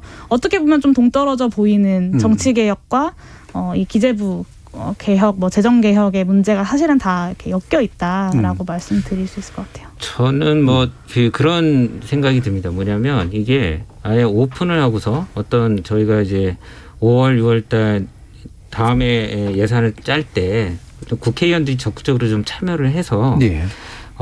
정말 이런 지방을 활성화시키고 균형 발전을 위해서 이런 사업이 필요하다. 그러면 이제 그런 것들 그 상임위든 소위 안에서 말씀하셨던 것처럼 공개적으로 토론도 하고 반영할 거 요청도 하고 하면 그것들이 모여져 갖고 전체적으로 조율될 건 조율되고 큰 줄기가 잡힐 거라고 보는데요. 지금의 방식은 청와대하고 정부에서 부처들을 모아갖고 일방적으로 다 정리한 다음에 그걸 저희들한테 던지니까 아까 얘기처럼 전체적인 예산이 다 잡히니까 거기에 이제 조금이라도 자기 지역구 예산을 집어넣으려고 그렇죠. 뭐 그런 좀 모습이 나오는 것 같아요. 그래서 오히려 그걸 바꿔서 국회에서부터 적극적으로 참여해갖고 예산에 대한 필요한 사업이 있으면 토론을 하고 반영시킬 때만이 그렇게 이렇게 부스러기 예산을 쪽지 예산을 그런 문화들이 상당히 바뀌지 않을까 생각이 됩니다. 오히려 이제 틀이 잡혀져 있는 상태니까 자꾸 그 틀을 이용해서 뭔가를 끼워 넣으려고 하게 되는 일이 생기니까 애초부터 이제 예산 기획 단계부터 각 상임위에 있는 국회의 어떤 의원들의 이야기가 좀 반영될 필요가 있다 이런 말씀이기도 하네요. 지금 K1204553님께서 국회 재정은 국가위기 상황을 대비해서 관리하는 측면이 큰데 지금이 아니면 언제 돈을 쓰려고 이렇게 돈을 주고 있는 것인지 의문입니다라는 그런 말씀 주셨고요. 또 약간 서로 대립되는 의견을 주신 분도 있었는데요. 쓰리세라제이님께서 자영업자는 세금 확실히 걷어주시고 지원해 주십시오. 직장인들은 세금 다 내고 지원금도 못 받습니다. 줄 거면 보편 지급해 주세요라는 말씀 주셨고 7124님은 월급 받는 직장인 무슨 손해를 받나요? 소상공인 자영업자만 희생됐다고 봅니다. 전국민 지원금보다는 집합금지 내린 곳에 두텁게 보상해 줘야 됩니다. 영업금지 자영업자들 너무 안쓰러워요. 참고로 저는 가정주부입니다라는 그런 의견도 좀 주셨는데요. 이렇게 이제 뭐 정당 간 의견 차이도 있고 또 기재부가 국회 간 또 의견 차이도 있고 또 이제 이런 이제 국민들 사이에서도 약간 이제 여론이 좀 나뉘는 그런 부분들도 있어서 이걸 이제 상황에 따라서 이제 잘 이제 합의들을 도모해 나가는 게 이제 국회의 중요한 기능이라고 볼 텐데 현 시점에서는 어떤 부분에 좀 주목을 해가지고 이런 대책을 좀 마련하는 게 좋다. 국회 안에 어떻게 논의가 되는 게 좋겠다라고 얘기를 좀 해주실 수 있을까요? 용혜인 의원님 말씀부터 한번 좀 들어볼까요? 네, 이동주 의원님. 이동주 의원님. 저는 그 댓글들을 보니까 굉장히 소상공인들에 대한 피해 지원도 두텁게 해줘야 된다는 인식들도 있지만 모든 국민들이 다 어렵고 다 인내하면서 이 방역에 참여를 해주셨기 때문에 모두가 같이 받는 게 또 필요하다라는 게 비등비등한 것 같아요. 네. 저는 그렇습니다. 이게 정말 이런 거를 놓고 봤을 때 어느 누구 하나 사실은 이 방역 성공에 기여하지 않은 사람들은 없다. 정말 이게 정도의 차이만 있지 모두가 만들어낸 성과이고 그 성과물로 인해서 저희가 그래도 전 세계에서 방역에도 성공을 하고 아까 얘기했던 대로 경제적 위상도 올라갔기 때문에 그에 대한 보상은 지금은 하고 가야 된다. 그래서 전국민 재난 위로금이라는 것이 정말 꼭 필요한 때에 꼭 집행이 돼야 되는데 그게 지금 아니냐. 이런 부분에 있어서 전체적으로 위로도 받고 그 위로 받는 속에서도 특별히 희생을 했던 분들한테는 또 두터운 손실보상을 추가적으로 하는 것이 우리가 이렇게 같이 포용적으로 갈 수 있는 잘 사는 사회로 나아가는 길이다 좀 생각이 들고요. 국가 위상이 그만큼 높아졌던 거에 대해서 충분히 국민들한테 보상을 해줘야 된다 이런 생각입니다. 네, 그러니까 피해 규모가 큰 분들에게 제대로 된 지원을 하는 어떤 국면도 있고 또 전 국민 대상으로 위로도 하면서 나중에 이제 소비진자까지 꾀하는 그런 국면도 있는데 지금은 전 국민 대상으로 뭔가를 좀 강하게 해야 될 때다 이렇게 보시는 거네요. 예, 용혜인 의원님 말씀 들어보죠. 네, 이제 아까 나왔던 이야기 중에 우리나라 재정당국이 굉장히 인색할 정도다라고 이야기를 이제 한 분께서 해주셨는데 미국의 사례를 들어보면 바이든 대통령이 이제 등장을 하고 1,000조를 이제 경기 부양에 사용하겠다 해서 그 미국 레스큐 플랜이라고 이제 했었고 그리고 실제로 대통령 당선이 되고 난 이후에는 2,000조 가량을 투입하겠다라고 했었습니다. 근데 이제 한국은 이제 주요 국가들이랑 비교했을 때 굉장히 작은 규모로 재정을 투입했고 물론 그럼에도 불구하고 굉장히 경제나 방역에서 성공적으로 방어를 했습니다만 그 공은 소극적으로 인색할 지경으로 돈을 썼던 재정 당국이 아니라 우리 전폭적으로 이제 협력을 했던 방역과 경제 위기에 협력하고 고통을 분담했던 국민들에게 좀 공이 돌아가야 하기 때문에 전국민 재난지원금에 있어서도 당연히 그런 부분이 고려가 돼야 된다라는 생각이 좀 들고요. 그리고 이제 소상공인들만 피해를 본 것 같다라고 또 말씀해 주셨는데 소상공인 자영업자들이 대표적으로 피해를 봤다라는 것에 어떤 이의를 제기할 사람은 저는 아무도 없다고 봅니다. 근데 여기서 이제 제가 이제 소상공인 분들 만나보면 소상공인 자영업자들 지원의 중요성을 말씀하시면서 우리가 사람들도 고용하고 있고 소상공인 자영업자들이 고용하고 있는 사람들이 굉장히 많다. 우리가 무너지면 이 사람들도 다 무너진다라고 말씀하시더라고요. 저 그 말에 너무 동의하고 이것을 조금만 뒤집어서 보면 이 소상공인 자영업자들의 피해 지원이라는 것이 중요하게 다루어져야 합니다만 이 부분만 부각이 되고 정부에서 계속해서 이 부분에 집중해서 지원을 해왔고 그 집중해서 지원을 하면서 재정의 한계가 있기 때문에 그렇게 한다라고 이야기했었는데 이 과정에서 이 소상공인들이 고용하고 있었던 영세사업장의 노동자들 그리고 이 소상공인들이 다 폐업을 하고 나가 떨어지고 그 경제적으로 어려움을 겪게 되면서 또 가장 먼저 잘려 나갔지만 정부로부터 어떠한 피해 보상이나 지원도 받지 못했던 노동자들이 분명히 존재하거든요. 그렇죠. 이런 측면에서 과연 누구만 피해를 봤다라고 이야기하는 것이 사실이냐라고 하면 저는 그렇지 않다고 생각하고 이런 측면을 좀 제대로 보완하기 위해서라도 전국민 재난지원금이 필요하다고 봅니다. 예, 피해 다면적인 요소들이 있다라는 그런 말씀도 주셨는데. 혹시 이제 마무리 발언으로 추가해 주실 그런 영역 있으시면 이동주 의원 말씀 또 들어보도록 하겠습니다. 네. 하여튼 너무 안타깝습니다. 사실은 이 재난지원금이 지급도 되고 손실보상도 좀 정비가 되고 하는 과정에서 방역이 이렇게 갑자기 4단계로 격상이 되면서 정말 처음 시작할 때 말씀드렸던 것처럼 희망이 좀 꺾이는 이런 좀 안타까운 현실 때문에 좀 위로의 말씀을 먼저 드리고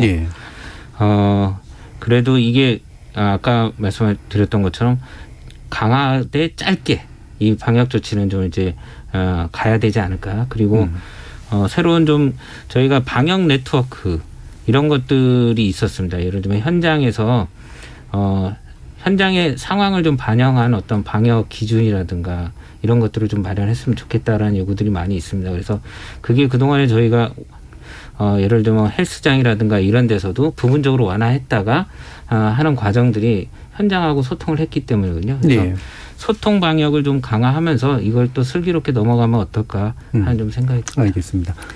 네, 여기 의원님 좀 한 짧게만 30초 정도 되겠네요. 네, 이제 하반기 올해 이제 세수가 더 많이 거쳤다고 하는데 하반기에도 그게 계속 이어질지는 사실 알 수 없습니다. 그래서 초과 세수 전망에만 근거해서만 이제 재정을 짜는 것은 오히려 재정 건전성을 악화시킬 수 있다. 저 재정 당국이 우려하는 대로 이렇게 좀 보여지고요.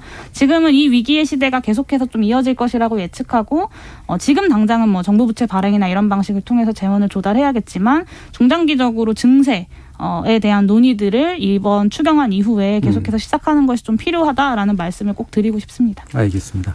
자, 오늘 어려운 토론 두 분께서 함께해 주셨는데 기본소득당 용혜인 의원 그리고 더불어민주당 이동주 의원 두 분 모두 수고하셨습니다. 감사합니다. 고맙습니다. 네, 감사합니다.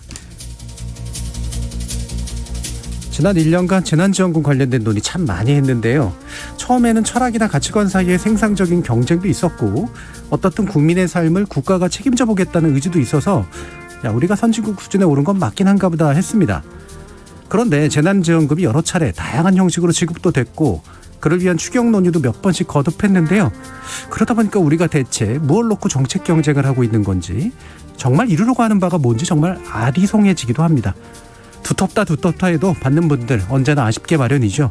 아내야말로 돈 주고 욕먹는 일 없게 과감하고도 시의적절한 국가의 책임 기대해봅니다.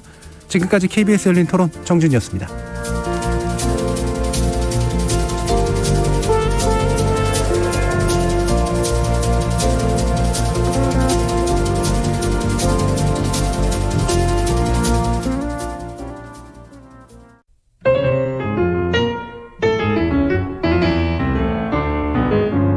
안녕하세요. 피아니스트 손여름입니다. 저는 2018년부터 평창 대관령 음악제 예술감독을 맡고 있습니다. 올해도 7월 말부터 8월 초까지 강원도 일대에서 음악제가 열리게 됩니다. 저는 이 음악제를 한 해 한 해 해오면서 음악이 우리 모두의 마음에 위안이 되고 앞으로 한 걸음 더 나아갈 수 있는 힘이 된다는 것을 실감하고 있습니다. 청취자 여러분, 코로나19로 많은 어려움을 겪고 계실 텐데요.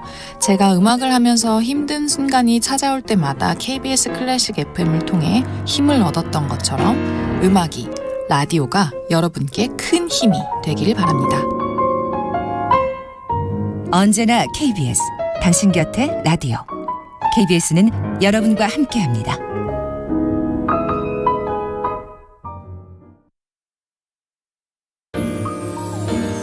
대한민국 중심 채널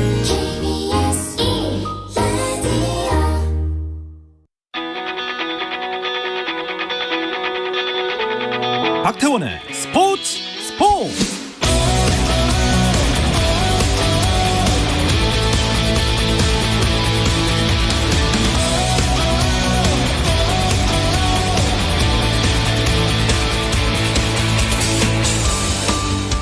스포츠가 있는 저녁 어떠신가요? 아나운서 박태원입니다. 오늘 이슈들을 살펴보는 스포츠 타임라인으로 출발합니다.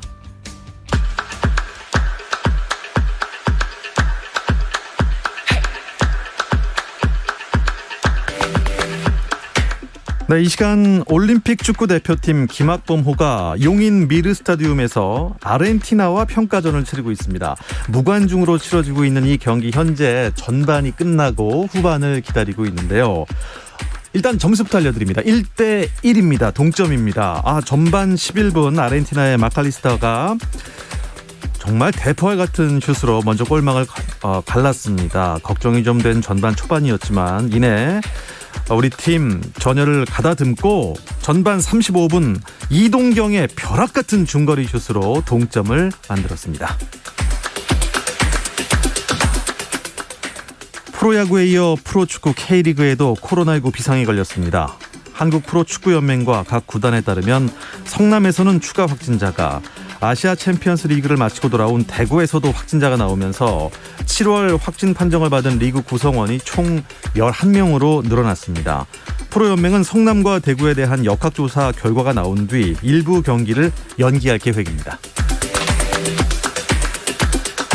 프로야구 키움이 데이비드 프레이타스를 대체할 새 외국인 타자로 메이저리그 출신 내야수 윌 크레이그를 영입했습니다. 메이저리그 통산 124승을 거둔 야구스타 박찬호가 개인 네 번째로 한국 프로골프 KPGA 코리안 투어에 출전합니다. KPGA는 박찬호가 오는 22일 충남 태안 솔라고 CC 솔코스에서 열리는 코리안 투어 야마하 오너스 K오픈에 추천 선수 자격으로 출전한다고 밝혔습니다. 국가대표 공격수 황의조의 소속팀인 지롱댕 보르도가 다음 시즌에도 프랑스 프로축구 1부 리그에 남게 됐습니다. 코로나19 여파에 대주주사인 미국 킹스트리트의 투자 중단 등으로 재정난에 시달리던 보르도는 프랑스 축구 재정 감시 기관으로부터 2부 강등 처분을 받았지만 항소를 통해 결정 번복을 끌어냈습니다. 이에 따라 황의조의 보르도 잔류 여부에도 관심이 쏠리고 있습니다. 미국 올림픽 농구 대표팀이 호주 농구 대표팀과의 연습 경기에서 83대 91로 졌습니다. 나이지리아에 패했던 미국이 호주에도 패하면서 2연패를 당했는데요. 미국 농구 대표팀이 2연패를 당한 것은 드림팀이 출범한 이래 처음입니다. 호주는 패티 밀스가 22득점, 조 잉글스가 17득점을 기록하며 미국 격파에 앞장섰고 미국은 데미안 릴라드가 팀 내 최다인 22득점을 기록했지만 막판 집중력 싸움에서 오히려 호주에 밀렸습니다.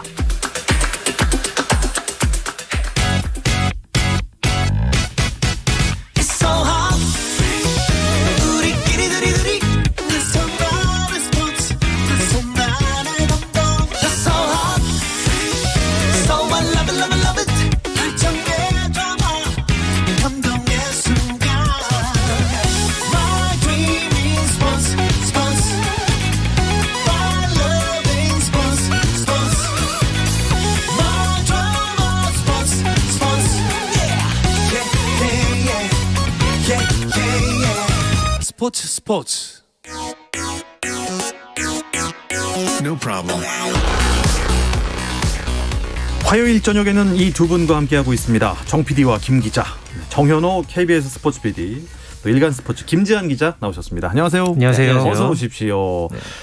들어오시는 순간 또 우리 올림픽 축구 대표팀 김학범호 후반전이 시작이 됐습니다. 네. 뭐 전반 막판까지 이제 우리나라가 스퍼트를 올렸으니까 후반에는 아주 좋은 결과가 있으리라 믿어 의심치 않습니다. 네. 만 아르헨티나 개인기가 좋네요. 그러니까요. 네. 슈팅도 워낙 뭐 젊은 선수들부터 아르헨티나, 브라질 이런 팀들은 워낙 개인기가 좋은 선수들로 구성이 돼 있기 때문에 뭐 이번에 와일드카드에도 이 아르헨티나가 이제 한 명뿐이거든요. 지금 조로에 우리나라에 좀 기회가 있었는데 좀 아쉽게 넣을 뻔했어요. 기회가 날렸습니다. 근데 전 뭐 경기 우리 축구 얘기는 나중에 또 계속 이어가겠지만 무관중 경기를 중계를 보니까 박진감이 응원 소리에 묻혀서 슈팅 소리 같은 거는 못 들었었거든요. 그렇죠. 그러니까 공 차는 소리라든가 이런 것들이 굉장히 놀랍더라고요. 야, 특히 뭐 대포알슛 같은 경우는 공이 약간 찢어지는 소리가 나고 또 선수들끼리 이렇게 작전 주고받는 소리도 들리고 새로운 경험입니다. 자, 일단 정 PD와 김 기자의 주간 메이저리그 베이스볼부터 보도록 하겠습니다. 메이저리그가 전반기 일정을 마쳤네요. 그렇죠. 우리나라를 대표하는 좌완 3인방인 류현진, 김광현, 양현종이 뛰었던 2021 시즌 전반기가 마감됐죠. 12일 경기를 끝으로 이제 나흘간 오늘 홈런 더비가 있었고 올스타 브레이크에 메이저리그가 들어갑니다. 네. 그렇다면 우리 선수들의 전반기부터 좀 정리를 해보도록 하겠습니다. 투수들은요, 그야말로 이 주가로 따지면 요동을 쳤습니다. 그러니까요. 어떻게? 저는 그러니까 이걸 좀 일기예보로 한번 조금 비유를 해보고 싶었는데 기상도. 네, 기상도로. 류현진 선수는 소나기가 좀 많이 내렸다가 갰다. 네, 그렇게 표현을 하고 싶고요. 김광현 선수는 잔뜩 흐렸다가 이제 맑아졌다. 네. 그리고 양현종 선수는 흐린 뒤 잠시 갰다가 비가 좀 많이 내리고 있는 장마인가요? 장마. 네, 그렇게 좀 저는 표현을 좀 해보고 싶었습니다. 네. 투수들을 이렇게 기상도로 보니까 딱 느낌이 옵니다. 준비를 좀 해왔습니다. 네. 류현진 선수는 일단 5월까지는 아주 좋았죠. 그렇죠. 5월까지는 5승 2패로 순항을 하고 있었거든요. 그런데 이제 6월에 들어서 굉장히 좀 흔들렸습니다. 류현진답지 않게 2승 2패를 했는데 평균 자책이 무려 4.88, 거의 5점에 가까운 평균 자책이었군요. 역시 이 주무기인 체인지업의 제구가 좀 흔들렸기 때문인데 다행히도 지난 8일에 있었던 볼티모어전에서 역시 볼티모어랑은 좀 좋은 기억이 있는 것 같아요. 마지막 등판에서도 또 승을 챙겼죠. 5이닝 동안 1실점만 하면서 8승으로 전반기를 마감했기 때문에 이 부분은 조금 고무적일 것 같고, 전반기 마지막 등판이 끝난 다음에 선수단한테 이 토론토의 한식당을 이제 한번 쐈다 그래요. 지금까지는 득점 지원도 잘 안 나오고 이랬었는데 후반기에는 약간 타선 지원도 늘지 않을까. 그렇습니다. 기대도 되고요. 네. 일단 볼티모어 입장에서는 류현진 선수가 아주 안 좋은 기억이겠죠. 그러니까 6, 7, 8승을 전부 다 볼티모어를 상대로 해서 류현진 선수가 거뒀으니까. 악마죠, 볼티모어 입장에서. 그렇죠. 뭐 얼마나 무섭겠습니까. 네. 김광현 선수 얘기 볼까요? 부상 때문에 일단 스타트가 늦었어요. 그렇죠. 뭐 허리 문제 때문에 부상자 명단에 2번 올랐고요. 또 6월까지 1승하고 그다음에 한 11경기 승리를 못했죠. 그 사이에 5연패로 부진을 했다가 그래도 7월 들어서 뭐 애리조나전부터 해서 샌프란시스코전, 또 지난 주말에 시카고 컵스전까지 또 3경기 연속 승리를 거뒀고, 이 경기에서 또 특히나 막판 15이닝 연속 무실점을 했다는 거. 이 부분도 상당히 좀 의미 승리가 있었고 또 미국 현지에서도 아주 대단한 그런 평가가 이어졌었습니다. 네. 특히나 저는 개인적으로 그러니까 뭐 저희가 이 시간에 이 김광현 선수에 대해서 뭐 긴 이닝을 좀 소화하지 못하는 게 아쉽다. 네. 그리고 뭐 좀 승리가 없다. 이런 부분들을 계속해서 좀 언급을 했는데 그래도 이 세인트루이스의 뭐 실트 감독이나 이 구단에서 상당히 좀 이 김광현 선수를 배려해주는 모습, 신뢰해주는 그런 모습이 저는 상당히 좀 인상적이었거든요. 네. 좀 이 부진이 이어진다면은 뭐 잠깐 뭐 이렇게 마이너리그로 뭐 내려보낸다든가 뭐 중간 투수로 뭐 이렇게 중간 개투로 뭐 네네. 내려보낸다든가 좀 이런 부분들도 있을 텐데 끝까지 이 구단에서 믿어준 점, 이 부분을 저는 좀 개인적으로 상당히 높게 평가를 합니다. 저는 사실 아시아 내에서는 김광현을 이길 투수가 없다라고 생각을 했는데 이게 네. 과연 탈아시아급인가에는 좀 의문이 있었거든요. 왜냐하면 네네. 이제 나이도 좀 있고 그래서 네. 메이저리그로 간다고 했을 때 잘하기를 막 기도했어요. 마음속으로. 네. 그랬는데 김광현의 공도 이제 먹히는 거죠. 맞습니다. 지금 뭐 평균 자책만 보면 전반기에 류현진보다 낮아요. 굉장히 좀 좋은 성적을 기록을 했죠. 예. 양현종 선수 꿈을 이루긴 이뤘습니다. 네. 하지만 지금은 장마. 장마죠, 장마. 그렇죠. 왜냐면 이제 택시 스쿼드에 있다가 4월 27일에 처음으로 이제 빅리그에 던져서 처음 두 경기는 말씀하신 대로 굉장히 좀 좋은 활약이었어요, 불펜에서.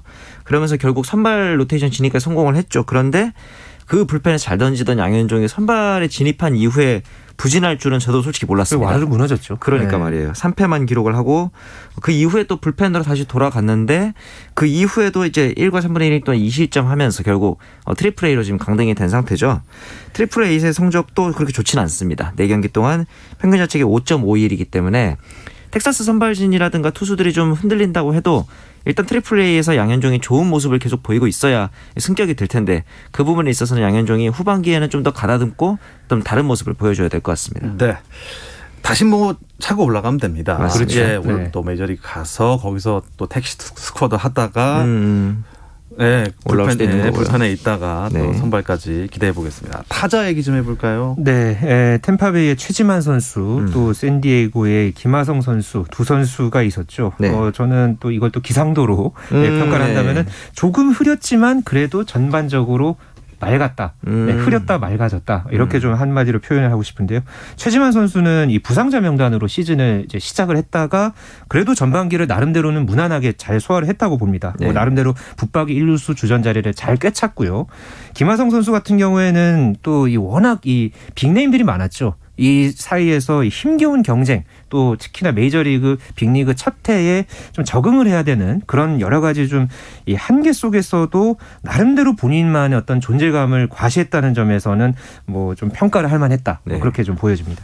이제 기상캐스터 하셔도 될 것 같습니다. 굉장히 잘하시네요. 그렇군요. 네. 김하성 선수가 뭐 폭발적인 활약은 사실 없었어요. 네네. 뭐 타율도 그렇고 팀 내 큰 도움이랄까 이런 것보다는 그래도 미국에서 킴 하면은 이제 다 알지 않습니까? 그렇죠. 이게 이제 사실은 샌디에고가 이 김하성한테 원했던 모습이 그런 모습인 것 같아요. 기존 내야수들도 있지만 중간중간 이제 타티스 주니어라든가 마차도가 부상으로 빠졌을 때 그 자리를 좀 견실하게 메꿔줬고 중간중간 홈런이라든가 또 좋은 수비를 통해서 팀의 좀 부족한 부분들을 그때그때 메꿔줄 수 있는 그런 역할을 기대했는데 만약에 샌디에고가 기대한 역할만 보자면은 김하성은 100% 했다. 이제 그 이상을 해주기 위해서는 조금 더 시간과 기회가 많이 주어졌으면 하는 기대를 좀 더 하게 되는 거죠. 그러니까 샌디에이고 뭐, 지역지에서 한마디로 평가를 한 게 있어요. 그러니까 김하성 선수의 이제 이 전반기 활약에 대해서 여러 가지 측면에서 하늘이 내려준 선물이다. 오, 진짜. 이건 극찬입니다. 극찬입니다. 네, 그러니까 타율이 이 정도인데도 그 나름대로의 자기 몫을 해냈고 일단 스타성이 생겼어요. 그러니까요. 네. 뭐 본인의 어떤 그 클러치 능력도 이제 한 번씩 발휘해 왔고 네. 또 뭐 강남 스타일 춤추고 뭐 그러니까요. 팀 동료들과 어우러지는 그런 모습들 보고 이 샌디에이고에서 이렇게 극찬을 할 정도면 예, 이 정도까지면은 참 김하성 선수가 성공적인 전반기를 보냈다 볼 수 있겠습니다. 그러네요. 내야 수비는 거의 뭐 아주 훌륭하죠. 예. 일단 인간계를 넘어선 것 같습니다. 거기야말로 하늘에 내려준 선물. 그렇죠. 네. 그리고 지금 마이너리그에서 뛰고 있는 박효준 선수 네. 어떤 선수인가요? 일단 김하성 선수랑 야타고등학교 동문입니다. 한 살 이제 박효준 선수가 후배임에도 불구하고 당시에 좋은 평가를 받아서 메이저리그로 그러니까 미국으로 직행했을 정도로 굉장히 타격이라든가 수비에서 좋은 평가를 받았었는데 지금은 김하성 선수 조금 더 앞서 있는 모습이긴 한데 이 박효준 선수도 이제 금방 다 따라잡았어요. 이 오늘 기준으로 해서 타율이 현재 3할 4푼 1리에 홈런 8개. 타격감도 굉장히 좋고요. 이번 주에는 또 3할 오픈 3리의 타율에 5월 4푼 2리의 출루율까지 기록하면서 이번 주의 선수로 또 선정이 됐거든요.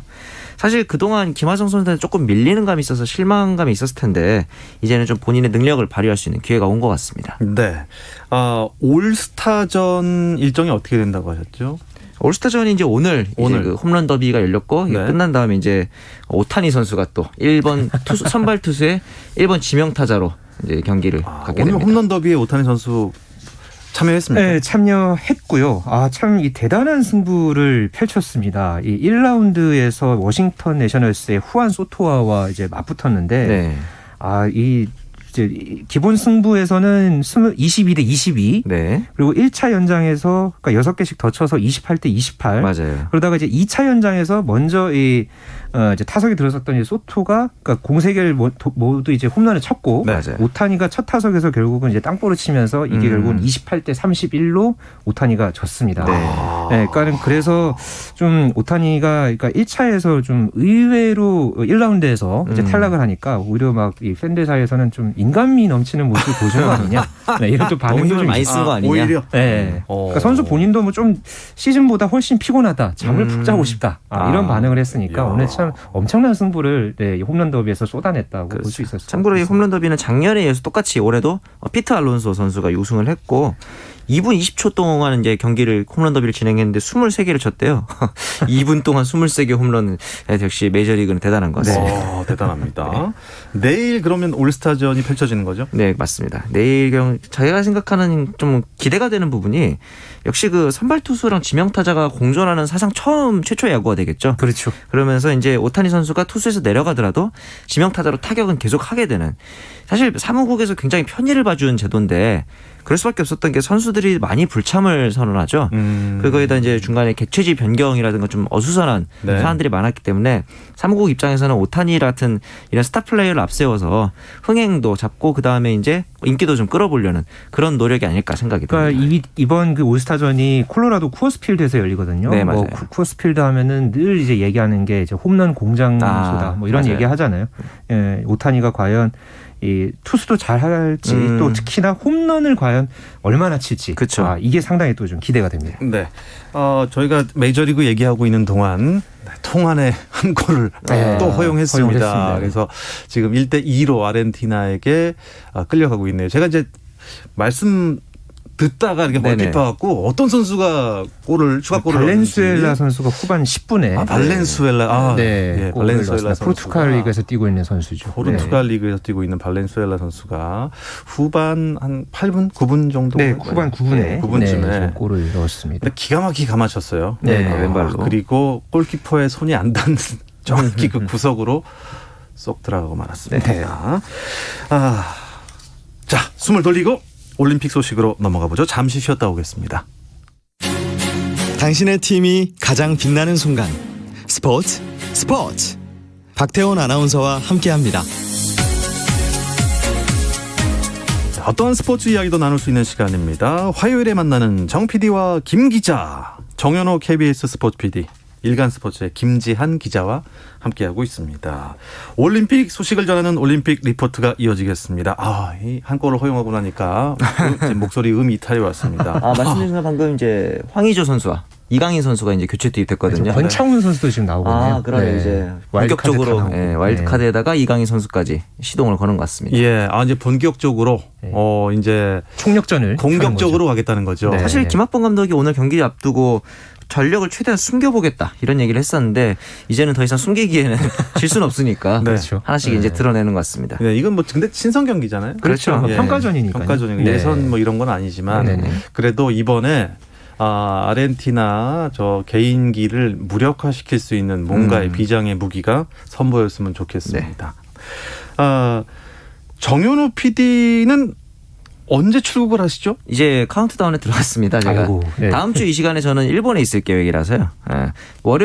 다음 주 월요일 날 출국을 하기 때문에 이게 올림픽이 23일이 개막입니다. 그러다 보니까 이제 정말 시간이 거의 일주일밖에 남지 않은 상황이죠. 그러면 다음 주에는 정현호 PD가 이 자리에 없는 겁니까?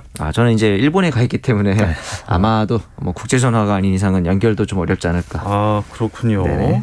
도쿄 올림픽이 이제 사실상 무관중으로 치러지게 된 거죠. 그렇죠. 지금 일찌감치 지난주 목요일 저녁 밤이었죠. 그때 이제 5자 회의를 통해서 이제 도쿄올림픽 무관중 수도권 이제 위주로 무관중 결정이 내려졌고 그 이후에도 이제 다른 지역에도 이제 계속해서 뭐 홋카이도라든가 또 후쿠시마에서도 이제 무관중 결정이 내려졌는데 지금 아직 남아 있는 그러니까 유관중 경기 계획을 하고 있는 지역이 3개 지역이 있습니다. 이 미야기현, 이바라키현, 또 그리고 시즈오카현 여기 이제 축구 경기들이 이제 열리는데 이 다른 지역에서 이제 무관중 개최 요구가 여전한 것으로 알려져 있고요.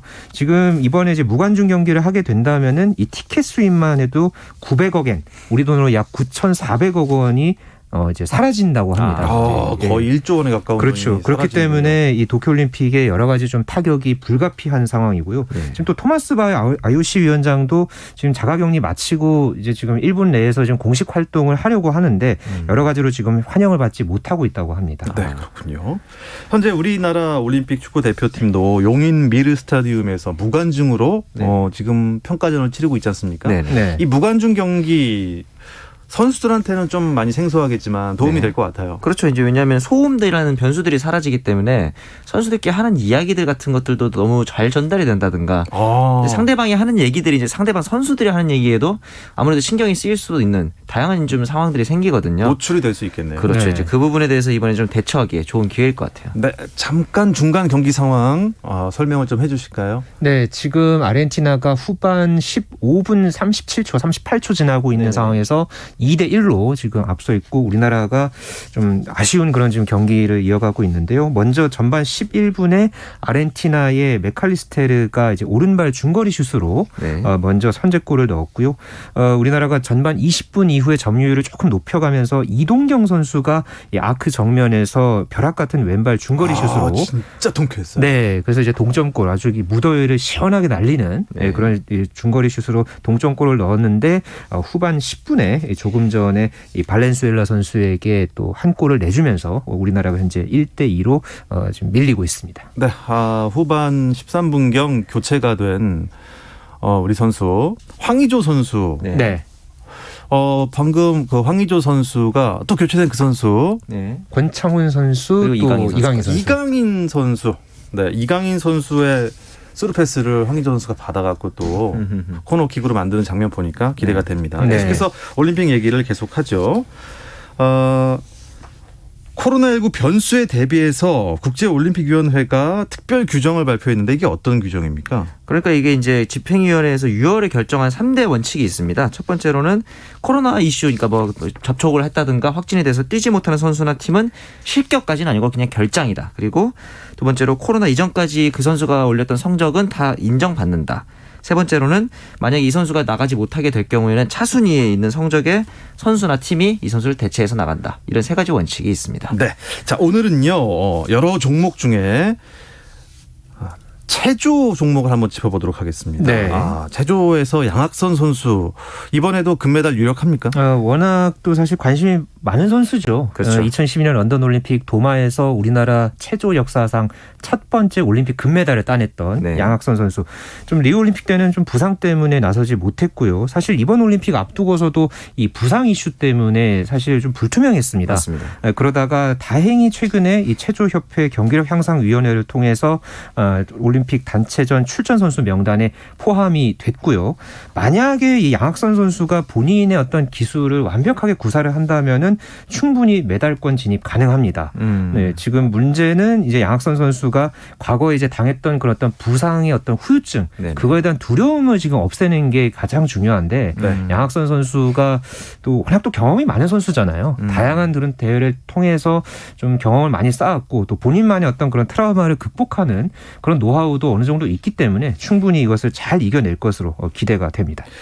남자부에는 양학선 선수 있고 여자부에는 여서정 선수가 있잖아요. 그렇죠. 애틀란타 은메달리스트이자 KBS 해설위원인 영철 위원의 딸이죠.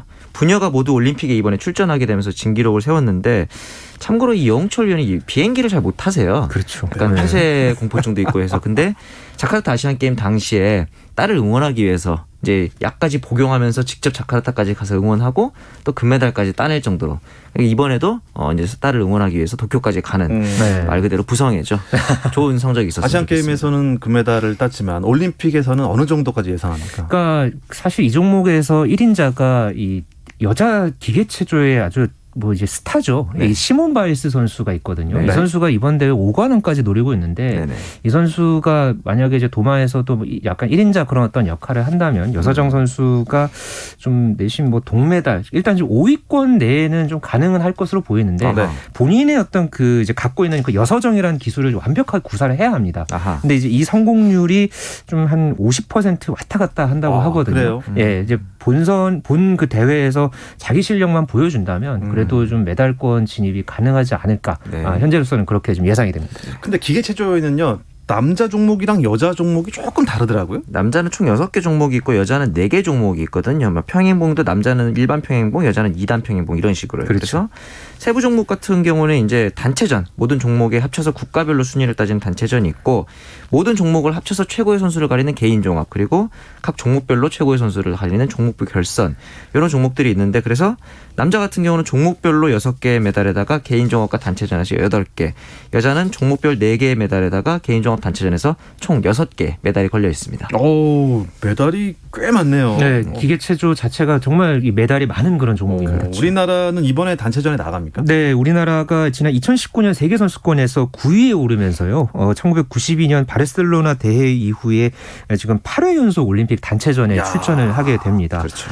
이 단체전은 또 이 예선을 먼저 이제 치르고 나서 결선 진출팀의 이제 8개 팀을 가르고 또 거기서 또 개인 종합 결선 진출자 또 종목별 결선 진출자가 모두 결정이 되는 그런 방식으로 진행됩니다. 네, 우리가 양학선 선수, 여서정 선수도 응원해야겠지만 네. 또 다른 선수도 응원해야 됩니다. 어떤 네. 선수들 있나요? 역시 단체전에 참가하는 류성현 선수, 이준호 선수, 김한솔 선수, 남자부에서는 이 세 선수가 좀 주목이 되고 거기다가 종목별 결선에 나서는 신재환 선수는 현재 FIG 월드컵에서 우승을 하면서 세계 랭킹 1위가 됐어요. 네, 그렇군요. 도마 부분에서. 맞습니다. 네. 그래서 도마 부분에서 기대를 좀 해볼 만하고 여자 이제 체조 선수로는 이윤서 선수와 여서정 선수가 개인 자격으로 출전을 하게 됩니다. 그러니까 내심 지금 이 양학선 선수하고 신재환 선수가 네. 이 결선에서 도마 결선에서 좀 1, 2위를 다투는 그런 모습을 좀 기대하고 있다고 하더라고요. 이 체조 대표팀 안에서. 그래서 그렇죠. 좀 이 두 선수가 금메달, 은메달을 나란히 이렇게 따는 모습 내심 좀 기대가 됩니다. 올림픽에서 우리나라 선수들이 금메달, 은메달 이렇게 딴 게 언젠지 잘 모르겠습니다. 네. 이번에 기대를 한번 해볼 텐데요. 네. 참 어떻게 보면은 올림픽의 꽃이라고 부르는 종목들이 많아요. 정말 많죠. 다 꽃이에요. 서로 네. 꽃이라고 주장을 하죠. 근데 특히 체조는 기계체조는 특히 네. 야 어떻게 인간의 몸이 저렇게까지 될까? 맞습니다. 그렇죠. 일반인들은 절대 못 따라하는 걸 하지 않습니까? 그 자세에 서 있기조차도 힘드니까요. 그러니까 김장 기자 턱걸이 몇 개 하세요? 저는 지금 잘 못합니다. 예전에도 잘 못했는데. 뭐 매달리기라고 하죠. 네, 저는 매달리기 이제 쉽지 가끔 막 공원에서 그렇게 막 턱걸이 하거나 그런 분들 보면 맞아요. 진짜 참 대단하다는 생각밖에 안 들고 저는 뭐 엄두가 안 납니다. 그런데요. 트램펄린이란 종목도 지금 정식 종목입니다. 정식 종목입니다. 이제 마치 리듬 체조처럼 이제 그 연기의 난이도로 이제 평가를 하는 기준이 있죠. 네. 단지 이제 이 우리나라 같은 경우는 이번에 올림픽에는 리듬 체조랑 트램펄린 종목에는 출전을 하는 선수가 없기 때문에 없군요. 예, 이 부분에서 좀 더 분발을 해줘서 다음 올림픽에서 만났으면 좋겠습니다. 예. 우리나라 체조 종목 메달 목표 어느 정도로 보고 있습니까? 아까 말씀드린 대로 도마에서 신재환 선수랑 양학선 선수가 좀 기대가 되고 있고요. 네. 여서정 선수도 지금 뭐 이제 3위권, 5위권 뭐 이렇게 좀 왔다 갔다 하고 있는데 뭐 도마에서 지금 메달을 기대를 하고 있습니다. 물론 그보다 좀 이렇게 화려한 연기를 펼치려고 사실 5년 동안 선수들이 땀을 많이 흘렸거든요. 맞습니다. 예, 이런 이 체조 국가대표 선수들에게 이 결과에 관계없이 참 아낌없는 그런 응원과 박수를 보내고 싶습니다. 보내주시기 바랍니다. 박수. 네.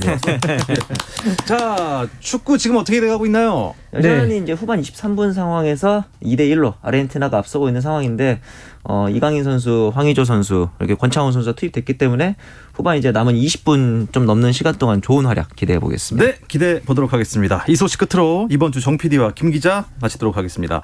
정현호 KBS 스포츠 PD 건강하게 잘 다녀오시기 바랍니다. 네, 건강히 다녀오세요, 진짜. 네. 감사합니다. 김지한 기자는 다음 주에 꼭 오시기 바랍니다. 네, 안 오시면 알겠습니다. 큰일 납니다. 네. 두 분 고맙습니다. 감사합니다. 내일도 저녁 8시 30분입니다. 박태원의 스포츠.